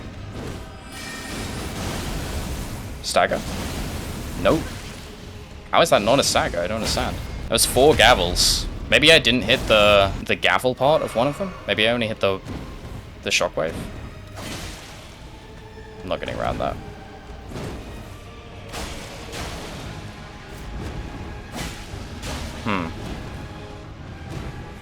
Okay, this is a gavel. He really does go into phase 2, like, immediately. No follow-up? Oh my god, what the fuck am I doing? I don't know why I rolled there. I thought he was going to do the follow-up, and then he didn't, and then I rolled anyway. I also forgot what I was doing just there. First time ever fighting Midra, apparently. I'm just going to go for 1 gavel here. I feel like 2 might somehow not be safe. Okay, interesting. I'm just going to drink on this. Okay, on the Gabble. Kinda shocked he hasn't staggered yet, but whatever. This should be a Gabble, I don't know if it is. Okay, I got lucky, it definitely wasn't.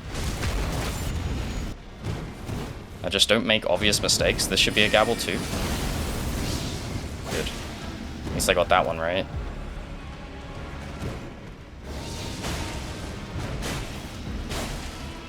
I should have done something different there, but I didn't. Okay, this one as well.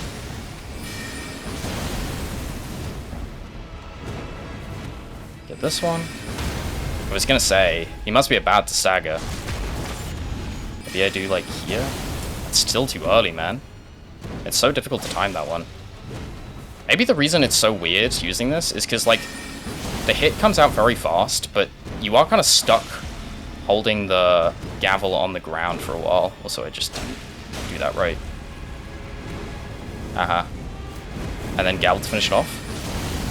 What? How are you alive? And you cancelled out a bit? Oh my god, you're such a dick. I can't believe you tried to do that to me right at the end. The cancelled phase transition. He was so mad that I kept bonking him on the head with the hammer. I think that might have been what was messing me up a lot there, is that you're stuck on the ground for so long. Like, look. There's such a delay between when you actually finish hitting and when you can act. Either way though, not terrible, not amazing. I was under the impression the poise damage was a little bit better than that. Okay, with that done, we can finally respec into a pure dex build. So let's go do that. Just all the dex. Maybe a little bit of endurance. That looks good. Let's go with that. We should also go get what I believe is probably the strongest rapier, at least for physical damage, and that's the Clair Knight sword. There we go. Beautiful. Okay, plus 24 Clair Knight sword. And if we throw Keen Infusion on it, we have pretty absurd pierce damage, basically. So considering we're doing pure pierce damage, we should go fight Bayle first, because he is very weak to pierce. So this should be extremely good, especially with Impaling Thrust, which is the Asher Ward we've got on. On top of having really good damage though, this one also has the best charge heavy. Obviously it's the same charge heavy as like Anspur and the regular rapier, but it has a lot more range. So it's kind of just the best one. I'm expecting this to be pretty fucking good actually. If you were to ask me like what sort of build I would do with rapiers to make them the strongest, it would probably be something like this. It would almost certainly be Impaling Thrust, that's for sure. That seems like the strongest way to use rapiers by far, because it's such a good Ash of War. It's so quick, like you can use it here, for example. And like, that damage is really fucking good, obviously. I think you can do one there in phase 1 too. It also it does pretty good poise damage as well, from what I remember. It's been a while since I've checked. I think it's like 30. No way, it can't be, actually. Thought I rolled a little early there. I feel like I randomly have trouble with that attack. Beautiful. A big opening. I'm gonna do a charge heavy. Oh my god, I'm so bad. Again. He stalled out my stagger at this point. That's really unfortunate. Missing that charge heavy ruined my entire life.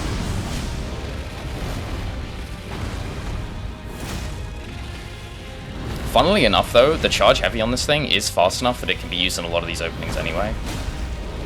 So, we're not gaining as much from Impaling Thrust as with some of these rapiers, but I mean, we're still gaining a lot. It is better than the charge heavy to just use Impaling Thrust.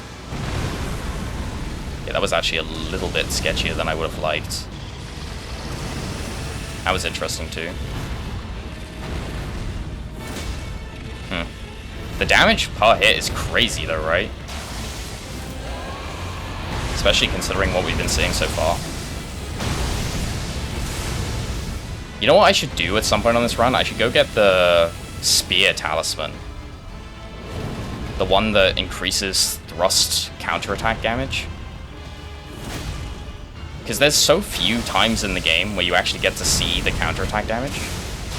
But I'm pretty sure we saw it right there when he did big combo and I hit him in the back of his leg. Good charge heavy here. Beautiful. Yeah, this attack. I think this is a counterattack. But you can get some pretty insane hits with the Spear Talisman, from what I remember.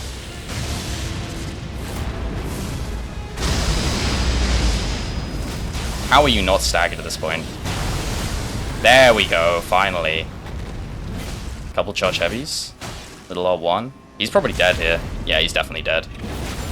And bye-bye. Super fucking clean Bayle. I mean, this is where rapiers actually shine. Is like when you get a pierce damage weakness, they're just the fucking king. Especially on a boss like Bayle, where he doesn't really have that many large openings. So all of the bigger weapons that do pierce damage can't do a whole lot. Okay, so who's next? We could go to Rellana next, because we also have very good lightning scaling with this dex build. So let me grab Lightning Slash quickly to throw on this thing. Considering we're using Lightning and going with a Lightning Infusion too, I should probably also go get Lightning Scorpion Charm. There's Lightning Scorpion Charm. Okay, let's go fight Rellana. This should be quite good. I'm fairly sure this is the weapon of choice a lot of people use for, like, low damage Rellana kills. Like Aura 1+0. Wow, that's a lot of damage. I also didn't get Lightning Slash up yet. Oh my god, dude. That's crazy for an R1. You can get this hit too, which is one of the reasons this weapon is so nice. And this is a charge heavy as well. Damn. I should have upped Lightning Slash beforehand. I can get off here though. I suppose we did something like this quite similar to this recently with Rager's Rapier on the No Runes run. Dude, she is taking all the damage. Oh, that's not safe. Man, I want a good fight here though. I will reset this. Yeah, I'm definitely resetting that. Okay, this time I will actually Lightning Slash beforehand. I'm gonna have even better damage. Let's see it. I mean, it's a lot of damage for an R1, man. This is a charge heavy? That's insane. You know what, I mean, coming into this run, I can't say I was expecting much from rapiers. I'm not really sure why. I just always assumed they were weapons that did pretty bad damage on a single hit. Oh my fucking god, dude. I think she might be dead. I think she's definitely dead, because I can get a free Lightning Slash.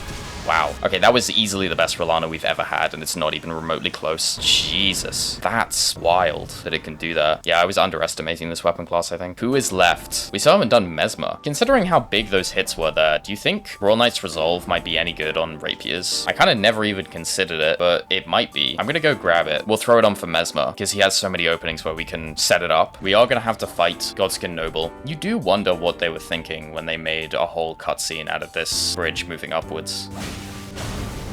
Wow, that damage is pretty good, huh?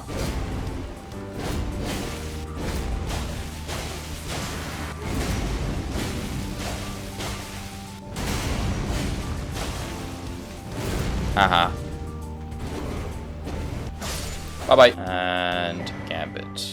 I mean, Royal Knight's Resolve. Beautiful. Okay, now we can go fight Messmer. I've got to figure out where on this run I'm going to use the damn Ice Needle. So I've been ignoring it, but I really should use it for something.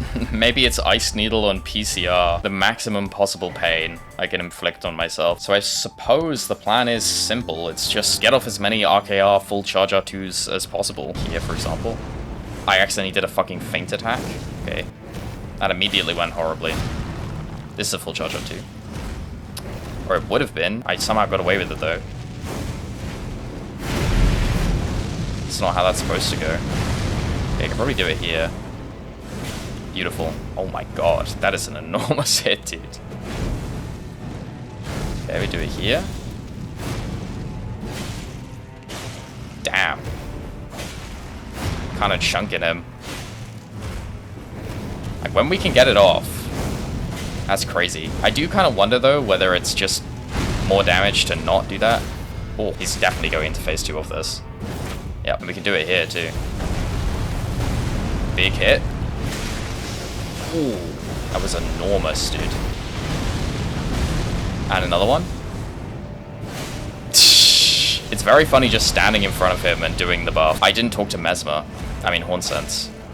Shit. I do that so often, man. It's like almost every single run. Blah, blah, blah, blah, blah. Back to Messmer. Beautiful. That's what I like to see. Oh, no thrust strafe. I'm just gonna buff here. Oh, I was standing in the wrong spot. I'm actually gonna get away with it, though. Okay. Wonder whether I could buff when he goes away like that. Anyway, get it here anyway. Very nice.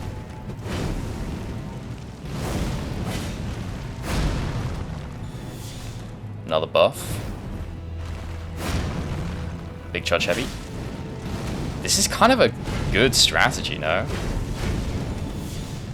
That was a bit weird.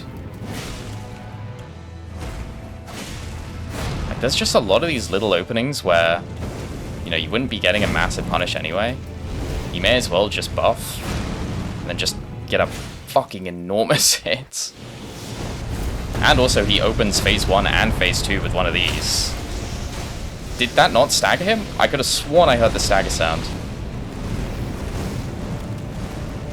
I'm gonna drink here.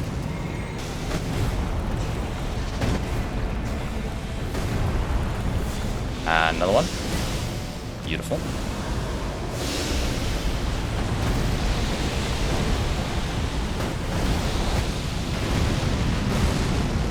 And another one.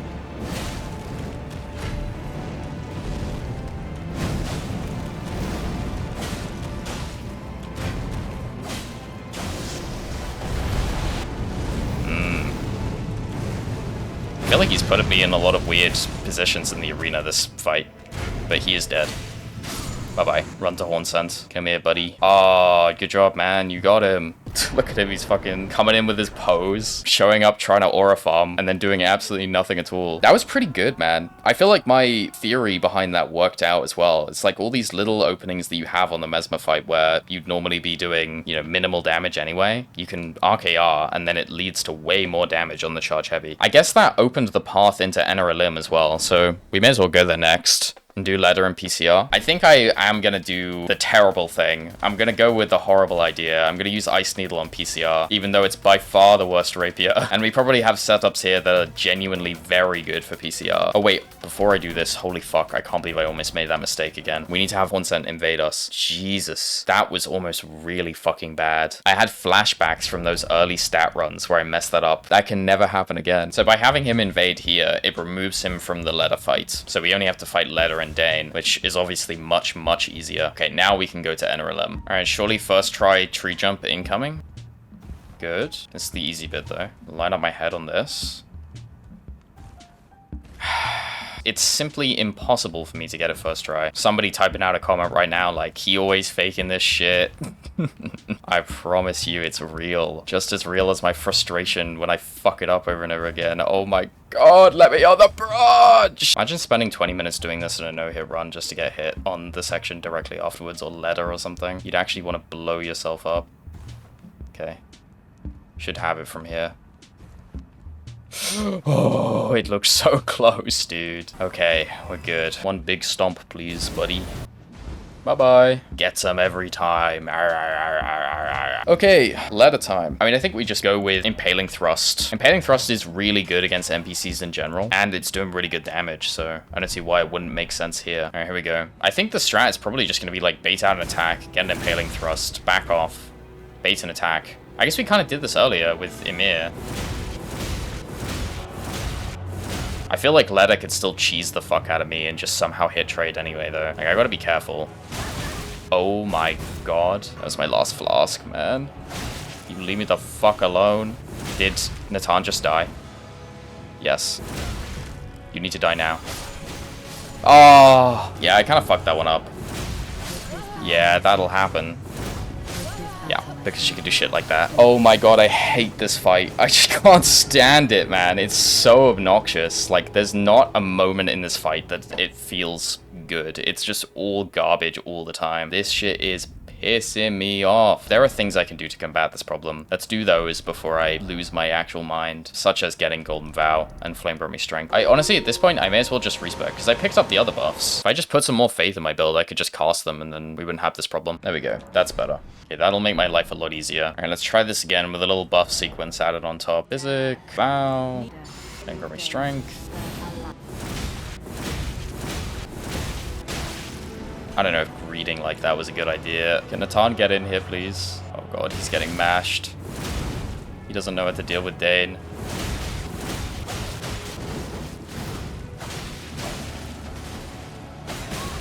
Ow. Like, literally one more hit. Okay. Oh shit, I'm out of red flasks. This is bad. Okay, big backstab at least. Just gotta play this as safe as possible. huge bleed from Natan. Another huge bleed from Natan. No. Big free hit there. No. Oh. That was fucking terrifying. Dude, she is the jump king.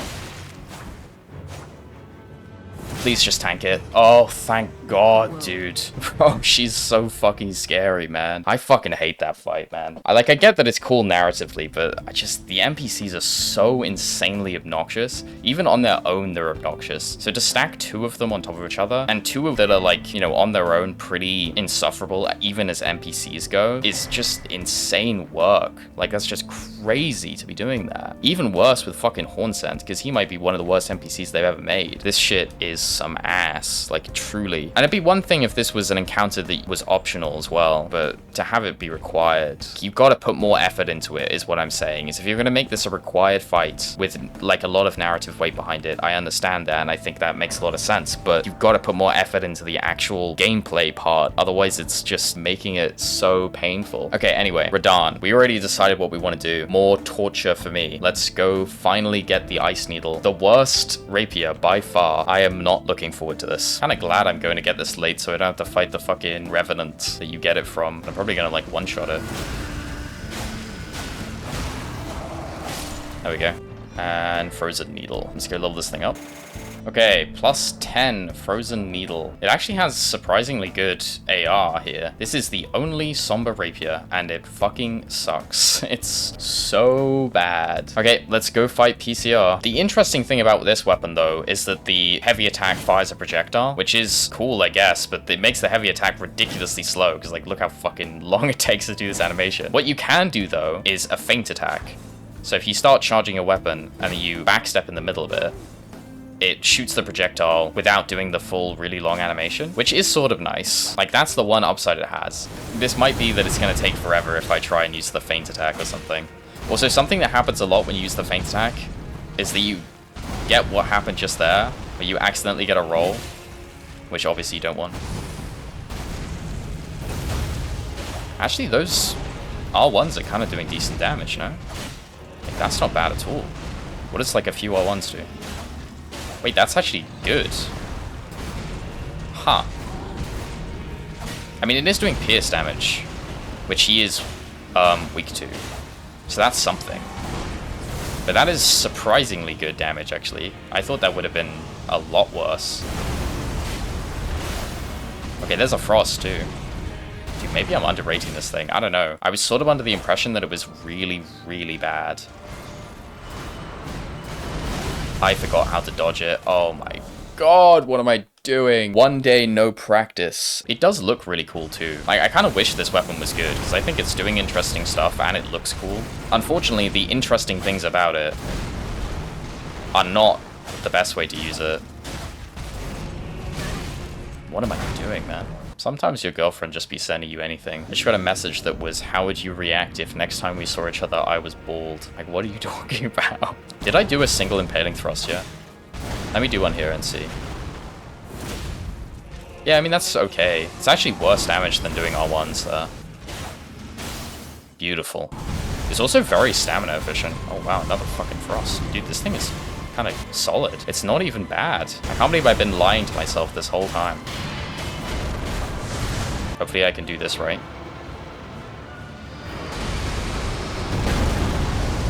Beautiful. He's finally putting me in a little bit of an awkward spot. I don't really want to bring him over to where I am now, but I guess I don't really have a choice.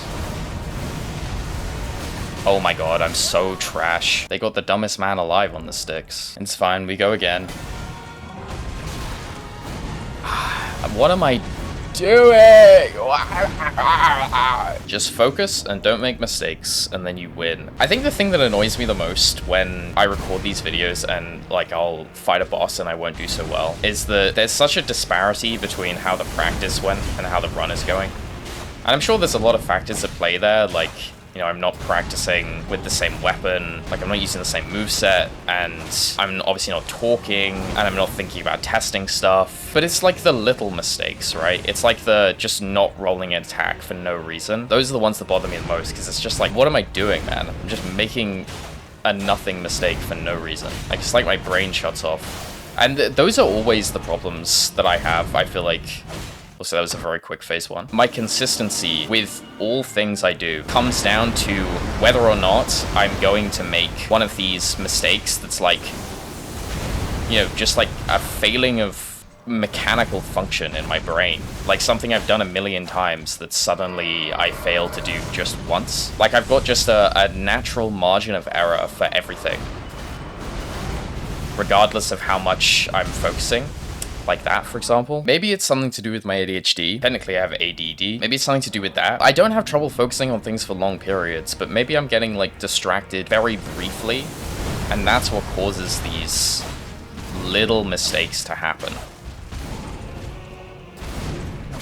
You know? It's the, like, momentary distractions that have me lose focus and miss a dodge that I've done 1,000 times over and over and over again. It's very, very annoying though, considering consistency is the thing I care about the most. And of course, that is like the breeding ground of inconsistency. Drives me mad.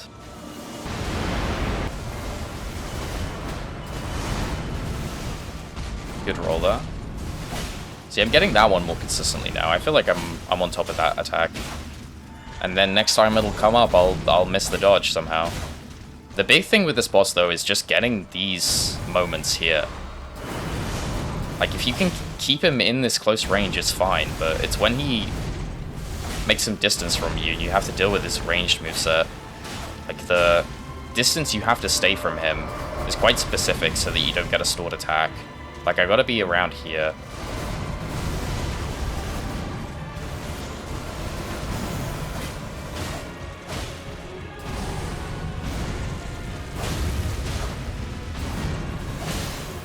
Damn. This damage is really, really good, though. Like, genuinely very impressive. Wish this thing wasn't so short.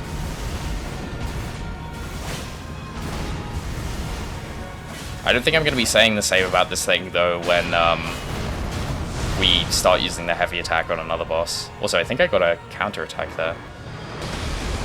I rolled a little early, but we're fine. Okay. Big stooler.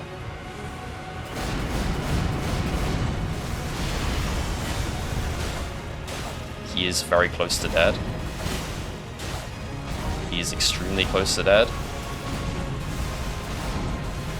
And he's dead. Beautiful. See, that's how it should have gone. Attempt 1. Much more impressive showing from the Frozen Needle than I thought I'd see. And we didn't rely on Impaling Thrust, which is interesting. I think the R1s are actually better than Impaling Thrust there. I mean, I say that, but it's probably arguable that the R1s are still worse just because Impaling Thrust actually does some decent poise damage. Let me check how much poise damage. Oh yeah, here we go. Oh, it's different based on weapon type. Ah, okay. On daggers and claws, it's 18. On thrusting swords, which is what we're using, it's 24. I mean, that's still really good. Okay, very cool. Radahn dead. Who's next? Someone I can use the heavy attack on. I mean, we could try using it on Scadutree Avatar. I'm not sure whether it'll be any good, but it'll be interesting. It's kind of a shame that it sucks, man. It's really cool. It's some goofy ass, like, Polnareff Silver Chariot type weapon.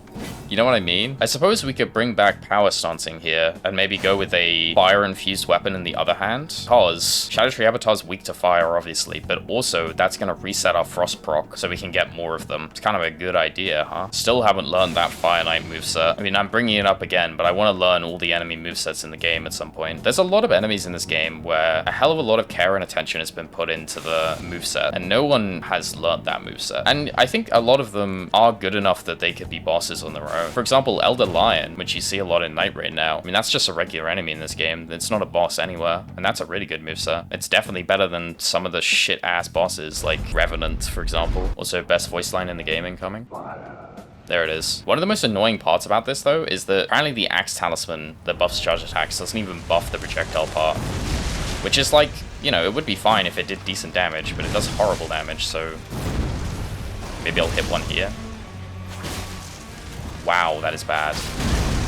Okay. Oh my god, that's horrible. What about full charge heavy? That's still terrible, dude. That's insanely bad. Okay, what about this? Dude, no way. It's like barely better than an R1. Well, no wonder I thought this thing was horrible.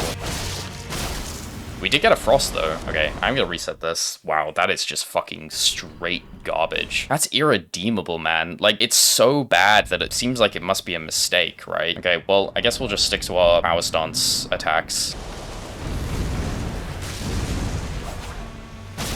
Awesome stuff from me. Just straight missing. If I remember correctly, jump attacks were very good. Twice. Even though doing a jump attack is, like, obviously better. I wonder how much of this damage is just coming from the flame S-Stock. Wait, hold on, maybe we can get one off here. Oh, so worth it. It's literally the best weapon of all time. See, no other weapon is punishing the phase transition like that, surely. In the wall. You love to see it. And one of these.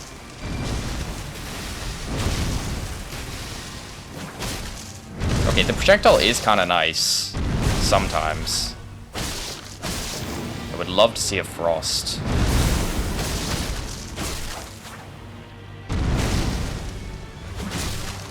Not sure why I did a... Okay, beautiful, we got a frost. And we reset it just to not get another frost. Let's go. Oh shit. Oh shit, I'm so stupid. I totally forgot. I just completely forgot to repost. That's like the dumbest mistake. That didn't hit him? I guess it probably has more range when you're fully charging it. Like, I could probably do it from out here. Yeah. 1,000 damage though. That's it. That's all I'm getting. Like, it's not nothing, but it's Scadutree Avatar, right? So that's... It's just not a very big health bar for only 1,000 damage. Oh, I also missed. Am I too close? Okay, we're fine. Like, that's doing so much more. Sometimes it's so difficult to aim the jump attack exactly how you want it to. The jump attack's pretty good, though. Gotta use that again on something. With, like, the pure physical damage build, I feel like jump attack could be insane. Well, there goes Scadutree Avatar. I guess that confirms my suspicions, or at least explains why I thought Frozen Needle was so terrible. I can't believe this game has been out for 3 years, and this has never been buffed. Obviously, there are weapons that are worse than this, but I guess my problem is not how bad it is. It's the thing that makes this weapon unique, that's clearly, like, the point of it existing, is the worst way to use it by far. It's not even close. Final boss of the DLC, let's go fight Putrescent. I guess if I was going to use a jump attack build somewhere, this is actually a pretty good place. You know what? I will use the rapier as well. The basic ass rapier. That's the only thrusting sword we haven't used yet. Fucking refining crystals into a sheet and blasting energy through them, and it's creating pictures. A humble servant. I appear to have misplaced my kukri in the endless void. Will you please retrieve it for me? Goodness gracious. Before we go and fight Putrescent, I should probably grab Winged Sword Insignia, because we don't actually have 4 useful talisman here. I should just honestly dupe Lightning Slash here. Okay, let's go grab Winged Sword Insignia. I have got to learn this fucking moveset. I'm gonna do it before next video. I might do it right after I finish recording this one. Okay, bye-bye. Thank you. Alright, let's go fight Putrescent. I believe this is the first time in a very long time, if ever, where we've not used holy damage for this guy. I do kind of wonder whether it would still be better to do holy damage even on this sort of build where we have a lot of dex but no faith. Probably not, looking at that. If I had to guess, I would say probably not. That was a hell of a lot of damage. Wow, that's actually really impressive. I'm thinking about it more. Wow, that is super fucking impressive. We're skipping phase 2. Yep.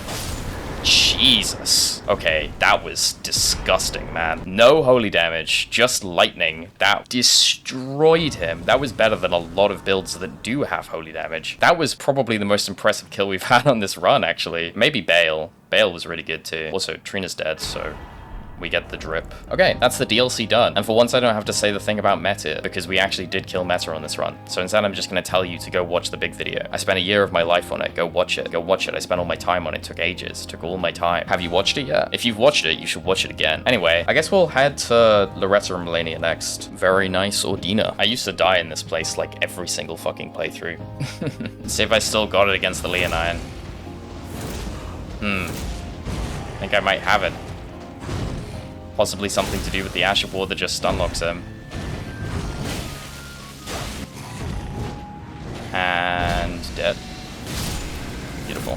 It's been a while since I fought one of those. I haven't been playing much Night Rain. Somebody commented in the last video wondering about Night Rain stuff. I was planning on making videos for all the Everdark bosses, but dude, they just have not interested me. I fought Augur once by myself and I had a terrible time. It was just so not fun. And after that we got Caligo, which seemed almost exactly the same. I did miss out on the chance to play that and hear the greatest song FromSoft has ever put in one of their games. That's not even a joke. I genuinely think that's true. Phase 3 of the Caligo theme is just unbelievable. And then Libra, I mean, I understand what they were going for, and I think it probably does work well to a degree, and it is very funny, but you guys know how I feel about fucking NPC fights. There was just no way. There was not a chance that I was gonna enjoy that, especially solo. Okay, Loretta. We could go Rapier on its own, which is something I literally haven't done so far. Anyway, I'm sure Night Rain stuff will be returning at some point. Definitely when the DLC comes out, that's for sure. And also, like, all my friends fell off the game too, so it's just like me playing solo. Wow, okay. Yep, that's some damage. She is weak to lightning, by the way, which is why I wanted to go with this. See, the thing is with this weapon is, like, I just can't see why you would ever use it over the alternatives, right? It's like one of those weapons in a weapon class where it's just like a direct downgrade.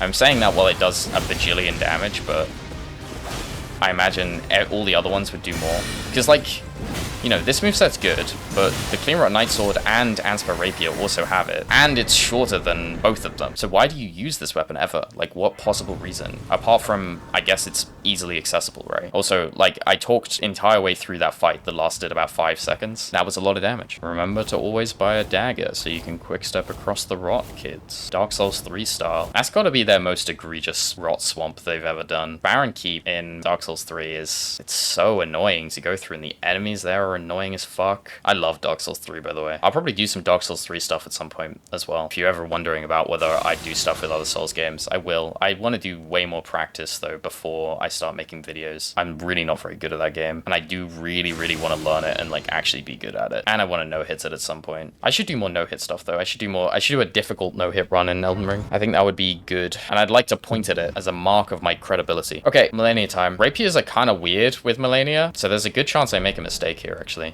So the reason Rapiers are weird on Malenia is because the R1s don't interrupt her attacks. So you have to use tap heavies, which is slow. So I keep thinking I have Lightning Slash on. Which actually has a very similar problem to Twin Blades, if you remember me talking about that. Is that, you know, your attacks that are meant to interrupt her quickly, like when she does sidestep to the left, come out a little slow, and that means that sometimes she can get her attack out just before you hit her, and then you can hit trade, which sucks. I'm not sure if that was even safe.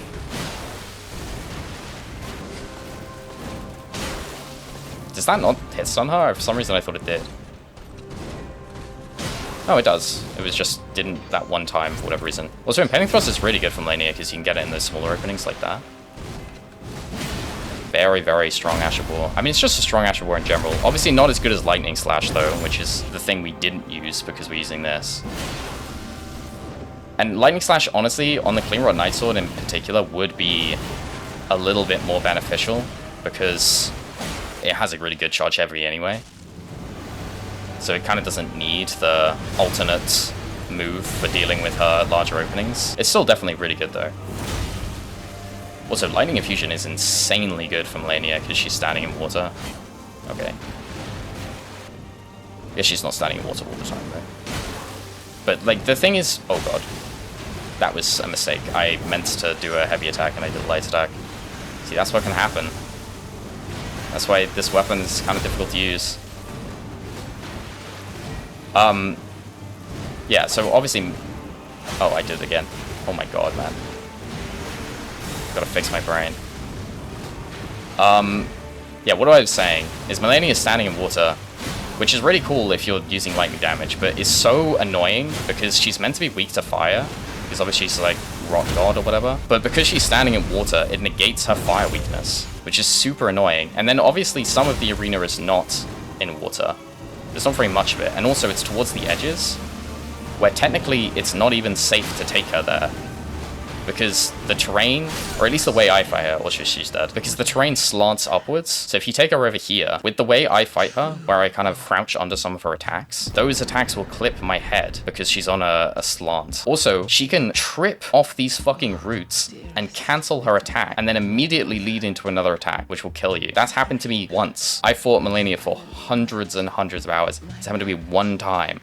Ever. I'm sure that's what happened because I've never seen it before otherwise. It was like over here and she tripped off of like a little bit of raised terrain on one of these roots or something and then cancelled her attack into another attack. It was fucked up. Anyway, that was pretty good. All right, final 3 bosses. Let's go kill Gideon. Start with Lightning Slash. You see what I mean?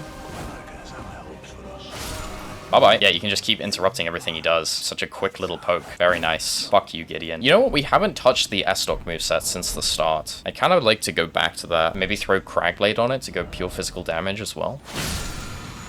Thank you. All right, let's go. I have been practicing Hoarah Loux recently because I feel like I'm not consistent with him, especially in comparison to a lot of the other major bosses in the game. So I would really love for this to actually go well. That's right.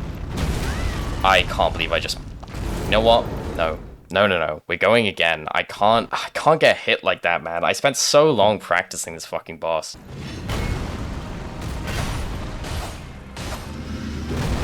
How can you say no to that damage, though?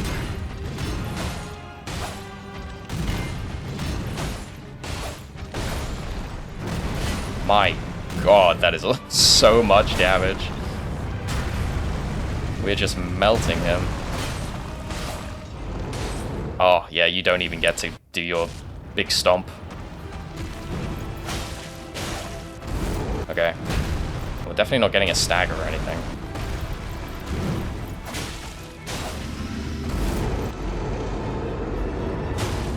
Okay.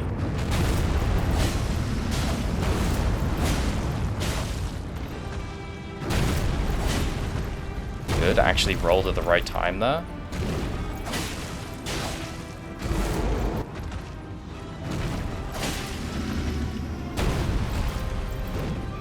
Okay. And he's dead.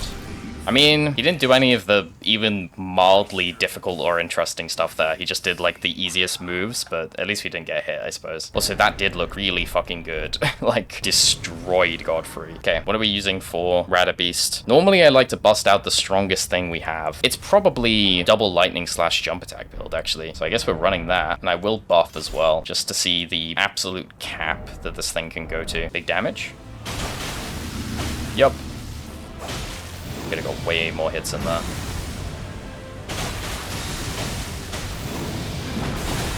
Oh my god, dude, this... What the...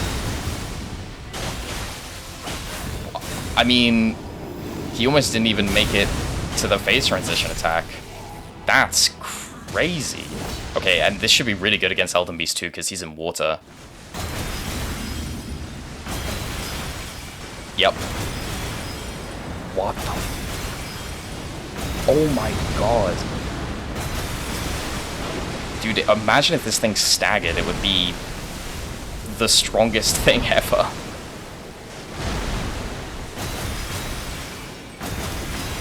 Holy.